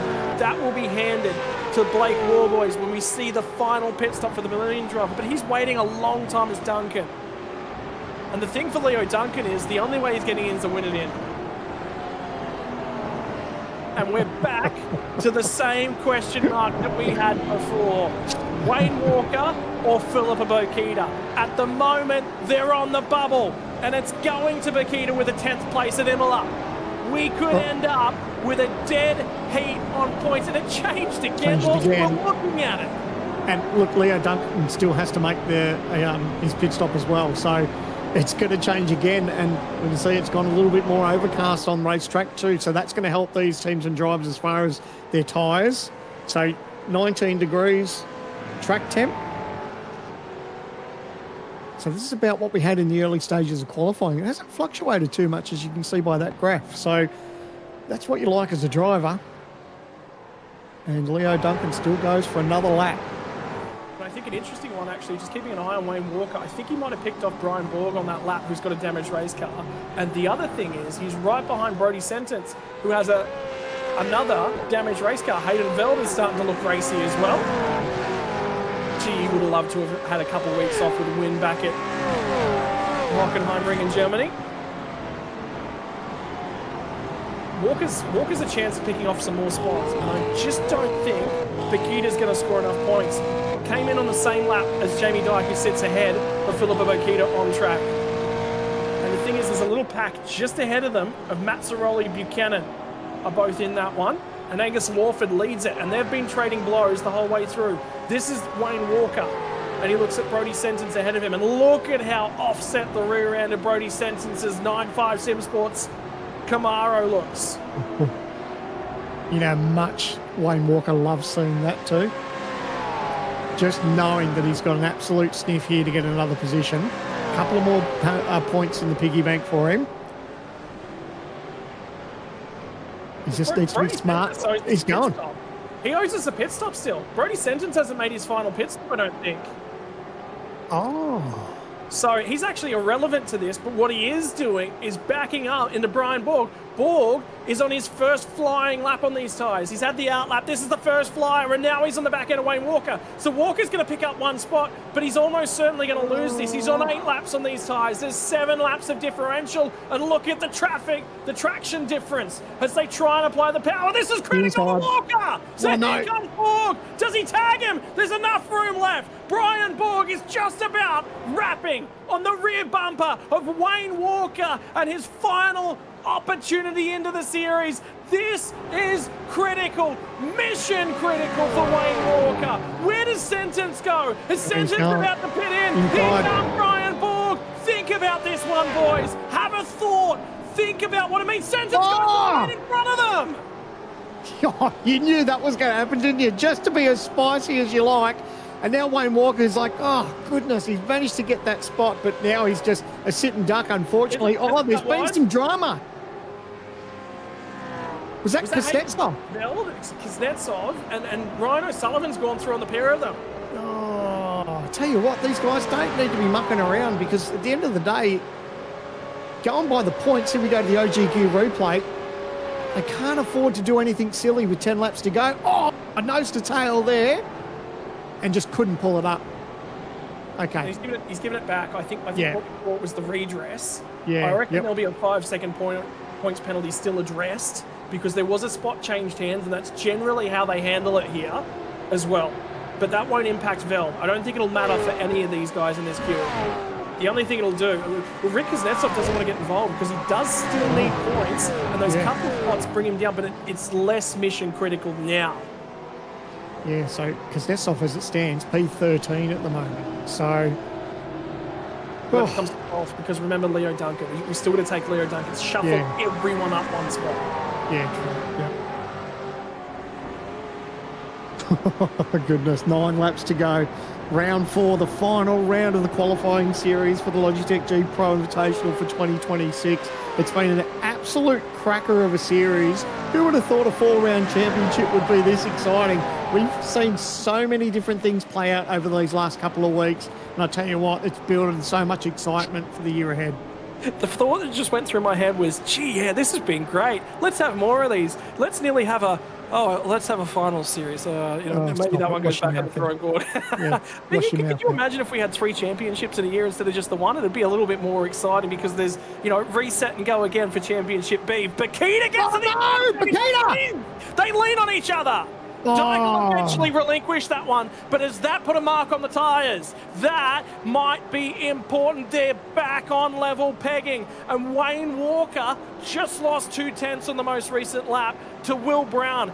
Will Brown has got 3 lap better tyres and a straight-looking race car. Will Brown is a threat of getting to the rear end of Wayne Walker on the last lap of the race. Could Will Brown be the deciding factor in this championship? What does Bakita's offerings look like to us? Ross Rizzo is crawling his way back into contention in this one. He can have something to say in this championship. Tell you what, Bakita was lucky that, that car wasn't nose head-on into the guardrail there. That could have been really ugly. So thankfully they got away with it there. Bakita lives to fight another day. We're still waiting for Leo Duncan to pit. And with 8 laps to go, it's still undecided. Oh, here we go. 8 laps from the Red Bull Ring, 32 kilometres. We are into the final stages of the journey to the qualifying series for 2026. 45 drivers, 12 rounds, and Wednesday nights from March through to the end of November.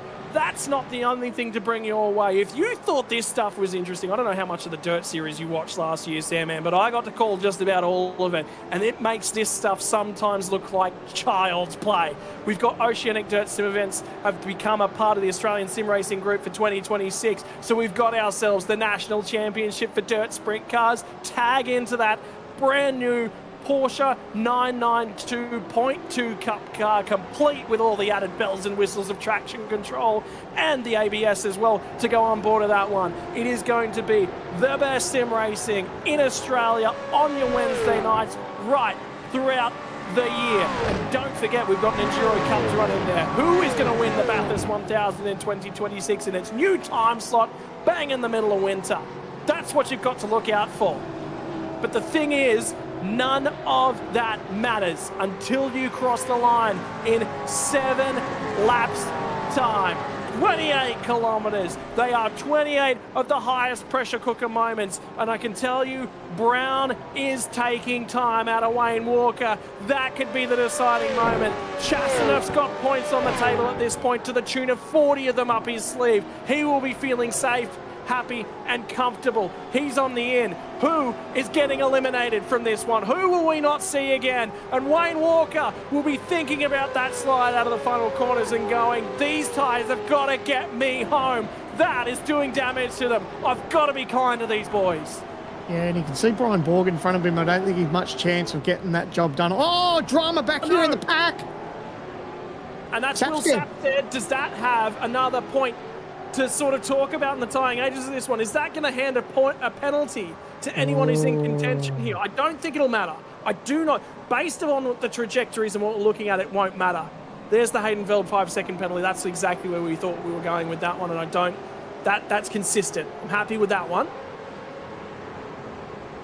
Mate, I'm so glad we're in the commentary box. I would be biting my fingernails right now, and I wouldn't be sure what to tell my driver. Yeah, look, when we go to the OG gear replay, and this is what we're going to see. Just into the braking zone, and bang, decent old cop from behind. So again, the stewards are going to definitely have something to say about that. Oh, it's on here. Is this payback? Little bit of roughing up. Now it's going to be running wide at the second last corner. Oh. That's that is going to be on the radar, and that is really, really important. Ryan Campbell has run it clean to this point. And he is on the, look at the points graphic. Campbell's there in 14th spot. He cannot afford, if he gets a DQ, Walker and Bakita are both in. That is on the radar. There could be something to pay for that one. You do not have the capacity to be throwing that away. What's happening to Kuznetsov? He just slid down the graphics and points as well, so he's in a little bit of the world of hurt.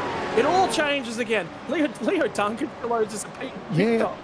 Yeah, so our producer was just telling me in the back exactly what I was just trying to process as you were talking there. It was Ryan Campbell that actually made contact with Sapstead, so he's given that position back. But what we've seen consistently from race control is what you touched on before, is that even though they swap positions back, sometimes there's still a 5-second penalty added. So could that be danger there for Ryan Campbell? Well, where's Sapstead in the points graphics? I don't think he's relevant to the final championship contention. But will it be Rain that might get the... Oh, I don't know. Yeah, Sapstead's not relevant. Here comes Leo Duncan. So this is going to start clearing up some of the points graphics. This will eject Duncan from that golden ticket seat, and he will go sliding down through the standings and appear at the bottom end of it all now. And now we can start to make some sense of it. There is a dead heat yet again from Wayne Walker, and the critical factor to this one is that Will Brown has arrived on the scene. He is in the draft, and we have only got 5 laps left to go. There is still time. Wayne Walker is willing the finish line closer. He just wants it to get there. He is scrapping. He has dealt with this since lap 1. He didn't get the best getaway, and he had to try and wrest it back underneath him. He's done that to this point, but there is still a vet race car. Where is Bakita? Where does Bakita come out in all of this one? Leo Duncan popped back in ahead of Philippa Bakita.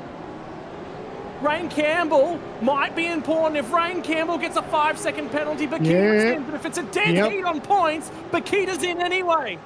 She's got that 10 points. No further action for the stewards. Sorry, my apologies. No further action. I thought it was the Rain Campbell incident. It's not. It was Philippa Bakita and Jamie Dyke from a couple laps ago. That one was from a while ago. No, it's a Rain Campbell one. That's the one that's going to be hanging over our head as far as what might play out here. That could take Rain Campbell out of it, but we'll wait and see. That's up to race control. So Philippa's just in a bit of racing there that, you know, she might be able to make up a couple of positions there, but man, oh man, we're talking 5 laps to go and we still don't know who's going to qualify for the top 16. Leo Duncan's on fresh tyres at this point in time as well. He's just made a pit stop. And surely he didn't leave him on. I wouldn't have left. No, he's... Bakita! This is the only Philippa Bakita is trying to earn her way into the series. Stuff the points, stuff the penalties. Let's get the overtake on. That's an elbow, though. That was an elbow, and it's run him wide. Bakita's now at risk of picking up a time penalty. Run as fast as you can. You can't catch her. She's on her way to the Pro Series, or is she? Oh, no. And, oh, you know, everyone's going to be looking at that because if that doesn't incur a penalty, especially the team that it's around Wayne Walker, they'll be fighting that tooth and nail as far as if there was sort of contact there to barge Bakita through. So, oh my goodness, 4 laps to go, and we're not concentrating on the leader. We know it's Blake Warboy, Sam Blacklock in second, Ryan O'Sullivan third. Yeah, they're having a great run. That's not what's important. It's about making the top 16. And boy, oh boy, it's going to go right down to the wire. This is an opportunity. This is a moment for the female driver in 2024. Trip to Spain. She earned that one. She earned it from an event down in Victoria. It played its way out at Fortress in Melbourne. I was down there on that occasion. I got to meet her. I got to chat to her, talk about racing, talk about all things, talk about everything she's done. She's a GT3 driver over on Assetto Corsa. That's what she makes the big bucks earning. She is right at the top of the game in terms of the Assetto Corsa community, and she put us on the map back in 2024. But this is a different ball game. The mistake happened back at the number 1 round of this qualifying series. Little intricacies, little differences between the sims. She didn't know where her pit stall was. When you enter a server in Assetto Corsa, it's in the same place until you exit that server. In iRacing, where you qualify sets where it is. She had to back up down the pit lane. Here's the replay. Where's it going to go? Keep your eyes on was there room left and who's swung wide. There's a pinch for brake. Do you see the front left tyre? This is why I'm a commentator. I'm staying out of it. Make a decision, mate. I need your input on this one, Sam, man. Have an opinion. The rest of the sim-osphere in Australia has one, because that's why we're damn well here. Oh, that is a scary one. Update. We've got an update that's come from race control. Will Sapstead has just picked himself up a 5-second time penalty. Who's in and front I just heard of Bakita? Kurt Stenberg on the radio about something as well. Oh, wow. So where does this bring Sapstead back? Oh, no. Just trying to see 28 seconds, maybe about 18th, possibly. My goodness. At the moment, there's a little bit of discussion about Leo Duncan and where he's involved in all of this one as well. So there is a lot of stuff, and with 2 laps left on the timing tower, the stewards have got probably one of the most critical decisions to make of the season. This is under high pressure stuff, but they've got to perform much the same way the drivers do. What we can tell you is if the points remain level, Bakita is in. 10th place at Imola. For Blake Warboys, he is on track to a golden ticket. Does he have enough fuel in the car? Has he heard a weird sound that he hasn't heard the whole time? How's the comfort levels? Well, mate, I can tell you the poker face hasn't changed all night, so I don't think he's even thought about that. He's probably thinking about how cool the shower's going to be after the race. He's already thinking about everything that's gone before this race, everything that's to come in 2026. And with 1.5 laps to go, he'll get there on points, regardless of if he finished and stole the golden ticket. But a golden ticket, boy, it just sounds so much better. It does. So much on the line. I don't know that we're going to really know the true result after all this. There's so much to play out. Race control is going to be very busy. The stewards behind the scenes as far as assessing everything else that's happening throughout this race. But man, oh man, as we get to the one lap to go, Blake Warboys, he's done a brilliant job. Barney's out there waving the white flag. It's been a brilliant race at the Red Bull Ring. He all he needs to do is hold on for one more lap. For 17 drivers that are left in this championship. In fact, 16 of them are out there on the racetrack at this point in time because Jake Burton's not out there and he will join them. This will be their final lap of their own championship for 2026. Will it be their final lap? From a co-driver standpoint, they've had to earn their way in here tonight. There is so much stuff investigated. Remember, 5-second time penalty, car 81, William Sapstead. Will Brown has driven to the rear bumper of Wayne Walker. He could go for a dive bomb on the last lap. He's not relevant to the championship, but he could still make himself there. Look at the battle pack as they squeeze their way off of turn 1. On the run up to turn 3, and Bakita's thinking about sticking the nose in. Here it comes. She's going to have a go on the last lap of the race. Is she in? Is she out? We can't tell you because we won't know. Blake Warboys will. He is on his run through the middle sector for the final time, and on his return to the series in 2026, he'll pick up a victory in the qualifying series. For Sam Blacklock, he's going to get there as the leader on points. For now, all that we can do is look to the timing tower, look to the steward's office, look to the race report for 2 final corners. Here comes the end of the qualifying series. Blake Warboys, welcome back, my friend. You're in for the WK&P Sim Sports entry. He will take the golden ticket for the team inside the top 10. We don't even look at their points because Kuznetsov's in, courtesy of a big finish and a big pole position. But where oh where do the rest of them shake out?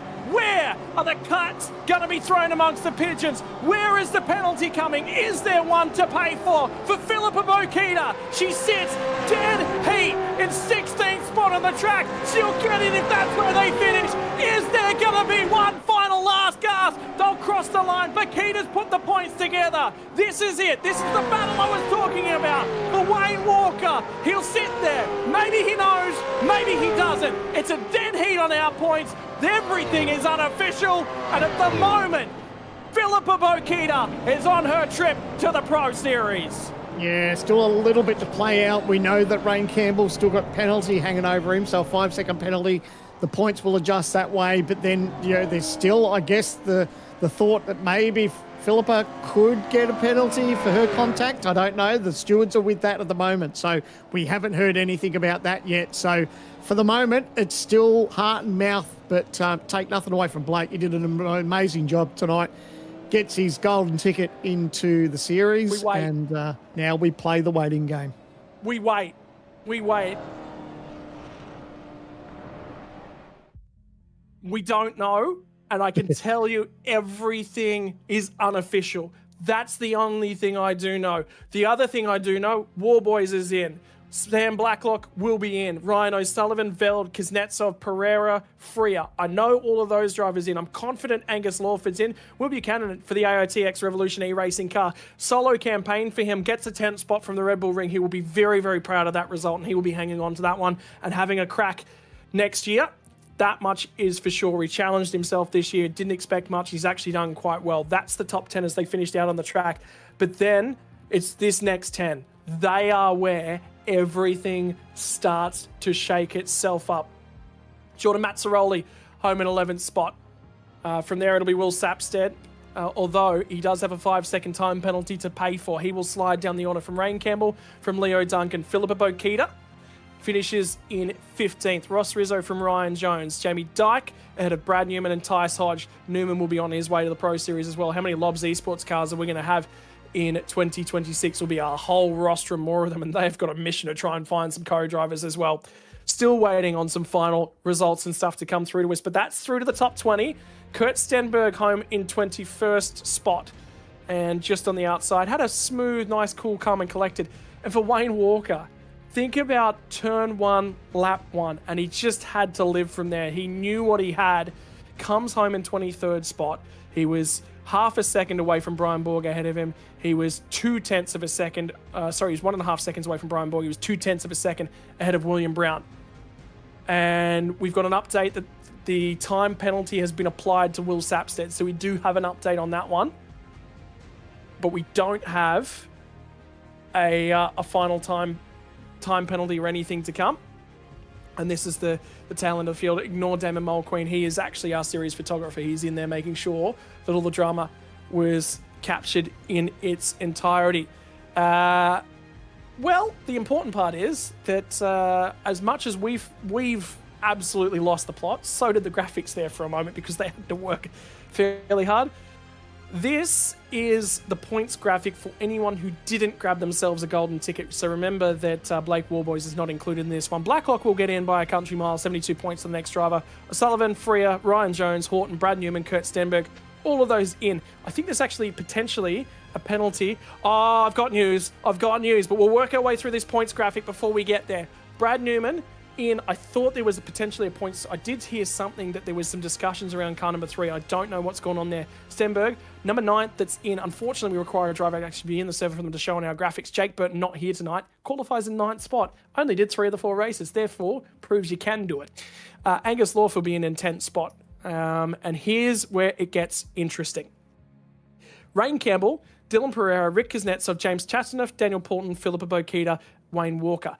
4 points ahead Philippa Bokita, so it didn't even come back to the tiebreakers in the end. Matt Ciroli finishes just on the outside. Dead heat with Will Buchanan, which is important for that one. Right. The rest of the points, not all that relevant because they're not close to the cut line. I've just had a decision handed to me by our stewards. I can confirm at this point in time, and again, results will remain provisional until they are announced as official. Car 326, Philippa Bokita, contact, lap 43, turn 9, car 023, Leo Duncan. No further action, no penalty. Philippa Bokita is the final driver to qualify for the series in 2026. And I can't believe that the checkered flag flew and then we had to wait a couple minutes to find that out. Well, like you said, they're still not official. That's we're waiting for the official word, but that's what we're hearing. So, mate, tell you what, going down to that last lap and still not knowing who was in, and we're only talking by a couple of points that Philippa Bokita got her way in, and boy, oh boy, what an exciting 4-round championship. That has been an absolute cracker. What a banger. And it gets condensed into 4 weeks in a row. And of course, the Tuesday night offering as well to make sure that guys who could, who were on their way to Bathurst this weekend for the 12-hour, and Jack Wittes is actually one of those guys. And I'm actually going to point that out. I think Wittes might have been in if he'd logged laps. I've got to be honest with you. I think he was in. So that one's going to be important. There was actually one further penalty, which was Tice Hodge picks up a 5-second penalty for contact with Kurt Stenberg.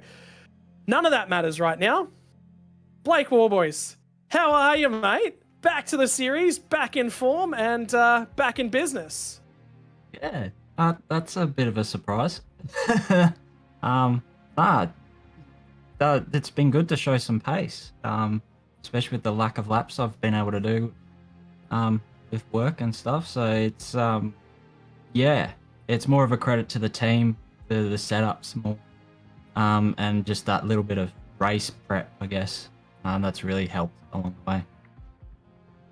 Mate, the graphic and everything on the board, signage board in the background, that was your wedding wasn't only a couple of weeks ago. I feel like it was much earlier, wasn't it? No, so the previous weekend, we decided to surprise everyone at our daughter's first birthday with our wedding. So, it was a bit of a shock for everyone, but it was, 43-degree day, so nice and hot, and we were melting, especially once I put the penguin suit on, but, it was a good day, really good day to spend with family, friends and stuff. I think it's really interesting to a driver, and sorry to cut you off, to a driver in their development. You had a really interesting opportunity. Obviously, 1-year-old child in the middle of all this last year, an opportunity to walk away from the series, take some time out, and sort of relax and rebuild yourself back up to the very best. Do you think that's actually critical? Because you're nearly coming back into this after some time off, as a fresh person, you can throw yourself wholly and utterly into this, knowing I've had some time away, I'm a new person, but I've still got all those learnings that I've had over the last year as well.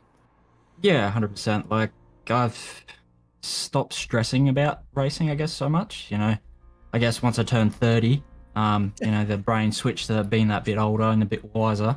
The few grey hairs start coming out. So, you know, yeah, you sort of just get in your zone a bit more. But then also having, you know, Troy Stone Street and J Ross in, sort of doing that little bit of coaching while we're racing has been a massive thing as well, just to keep our cool, give us gaps, fuel mileage, and that sort of stuff. So yeah, it's been good to go away, have a break, link up with SSR and 9.5, and come back, and yeah, it's nice to be battling up the front. Mate, congratulations. I know how much this one will mean to you as well. It's been a pleasure to see you go on this journey, take some time out, but still get all the benefit out of it. Ladies and gentlemen, final golden ticket holder for qualifying series 2026. Blake Warboys, who would you like to give a thank you to? Oh, a massive shout out to 9.5 and SSR for bringing our team on and giving myself and all the boys a lot of help. To WKMP Sim Sports, as always, Wodonga Karts and Parts, Croc Promotion Karts Australia, Pool Guys Adelaide, LGC Images. I've lost my cheat sheet for all our sponsors. Yeah, so sorry to anyone I've missed. But yeah, and to Gem for letting me get on when Avery is settled. Especially now she's sort of a toddler. She carries on a little bit, but still cute as ever. And yeah, family, friends, and everything for the support, and yeah, the whole broadcast and crew and everyone for putting on this series. It's good fun. Congratulations, mate, on the way in. And the biggest question: how long before she gets her first sim rig? Well, she's already got a Mustang little car that I drive her around in, so probably not long. Start them young, fire them up. Yeah. The next generation of sim racing stars in this country are in safe hands. Ladies and gentlemen, tonight's golden ticket winner, Blake Warboys. Thanks, guys. And walking down to the driver who's managed to walk away with a whole bag of points, kit caboodle, and a wicked wing to boot. Thanks to your partner for throwing you under the bus there, Sam Blacklock. But we hear that your co-driver for 2026 has already been lined up. Unfortunately, they need a haircut and their feet to reach the pedals. Oh, wow. Yeah. Would have loved to have won that last race, but yeah, Blake just was too good. And, you know, we gave it everything, but yeah, it just wasn't enough. So I suppose if you factor in everything, that's probably the best we could do tonight. And yeah, I'm pretty stoked with it.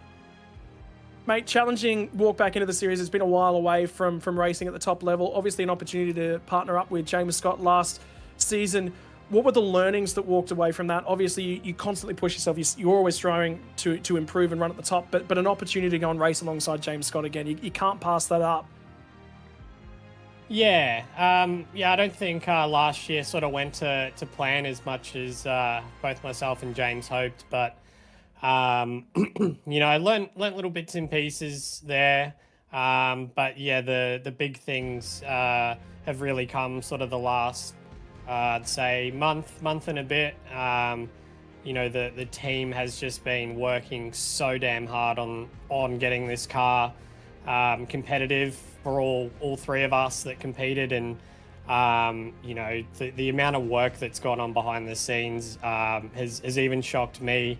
You know, Tyson Broad meant to be you know, probably taking part in this, and he thought he was going to miss it due to work, so he stood aside, and he kind of regrets that now because he probably could have had a crack. But the amount of work even he's done despite not racing, you know, the base of our setup for both qualifying and race tonight came from all his work, and then I was able to come in and put a little bit more work on top of it, and yeah, I'm just absolutely stoked for everyone that all the hard work's paid off, and we've got 2 cars through.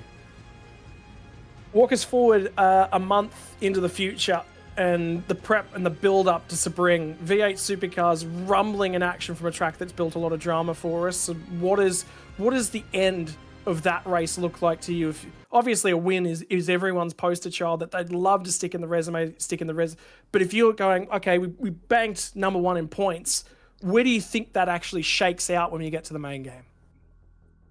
Yeah, it's really hard to know, and I suppose once we get to the end of that Sebring race, we'll probably know a little bit more. But I think as silly as it sounds to be in the top 20 in the main series would be a good start. But I think we've got myself and Capel. I think we're both capable of more. So.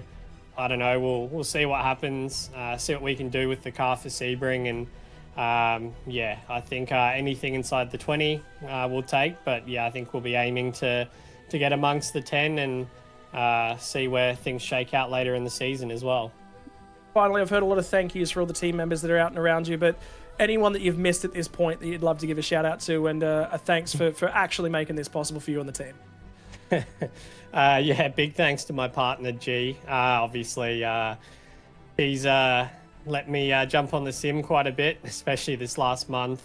Big thanks. I'm sure she's not complaining too much. She doesn't have to put up with me for a few hours at a time, so that's always good for her. But big shout out also to spotters, everyone that's jumped in and helped out for everyone this series.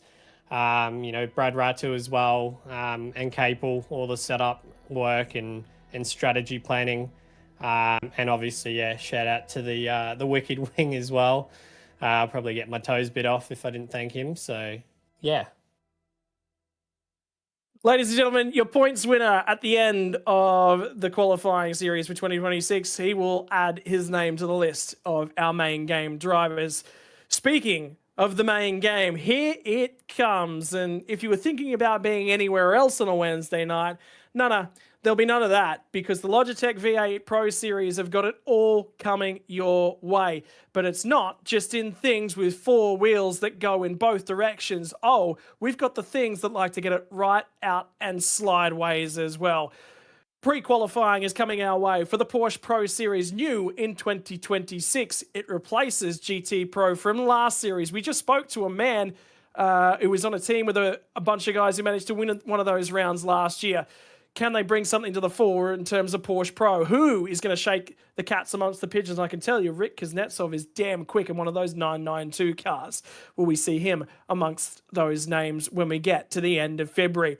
The first round to kick us all off in terms of main game racing action, the Logitech G Pro Invitational Series returns in all its glory to bring a place that never fails to deliver on the drama. What does 2026 hold? Volusia is where we head to the very next week after that, on March the 25th, when we get for the first time to see the things with the big old wings. They're right out there slideways, and it's the Sprint Car Pro Invitational Series on the dirt. Take a look at the graphics in behind in some of those tracks. You can see the clay has come to bite.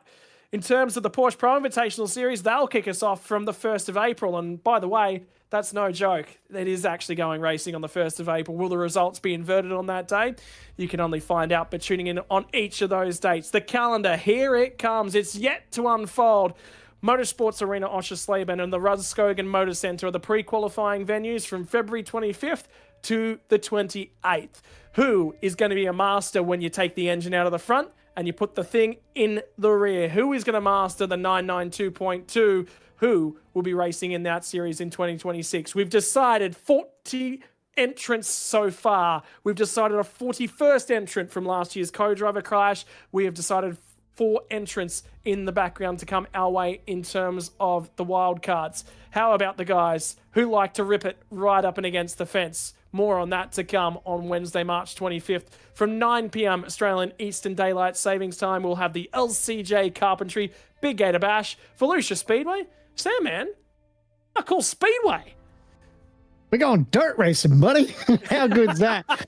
Love it. Love to see a bit of dirt track in action, and it's really going to be a great series. I've seen some of the names ripped through there, and there's going to be no shortage of action on that. Love my oval tracking. Good to see some dirt speedway coming to our screens. And Wednesday night, it's going to be the way to be, isn't it? Just lock in, and you got plenty to choose from, whether it be supercars, Porsche Cup, or dirt. That's the big thing. In 2026, the whole goal of this series and the step forward that we take as a community is that Wednesday nights, this is the only place for your eyes to be pointed. The 2026 Logitech G V8 Pro Championship Series kicks off from Sebring on Wednesday, the 18th of March, 7:45 p.m. Australian Eastern Daylight Savings Time. You do not need... Sorry, it won't be AEDT then. It'll be AEST by that point in time. Well, no, it's the end of... No, never mind. There's too much math in this time zone stuff. Forget it. Even the cows are confused, mate. Don't worry about it. Yeah, don't worry about it. Righto. So the important part that you guys need to know is you don't need a ticket. You just got to be here. Trackside, sim side. Ah, man, what is 2026 going to look like? There is 12 months in a year. There is only 8 months we go car racing. It's all condensed. It's all to come. And Blake Warboys punches a golden ticket. See you in a couple of weeks to get everything underway for 2026.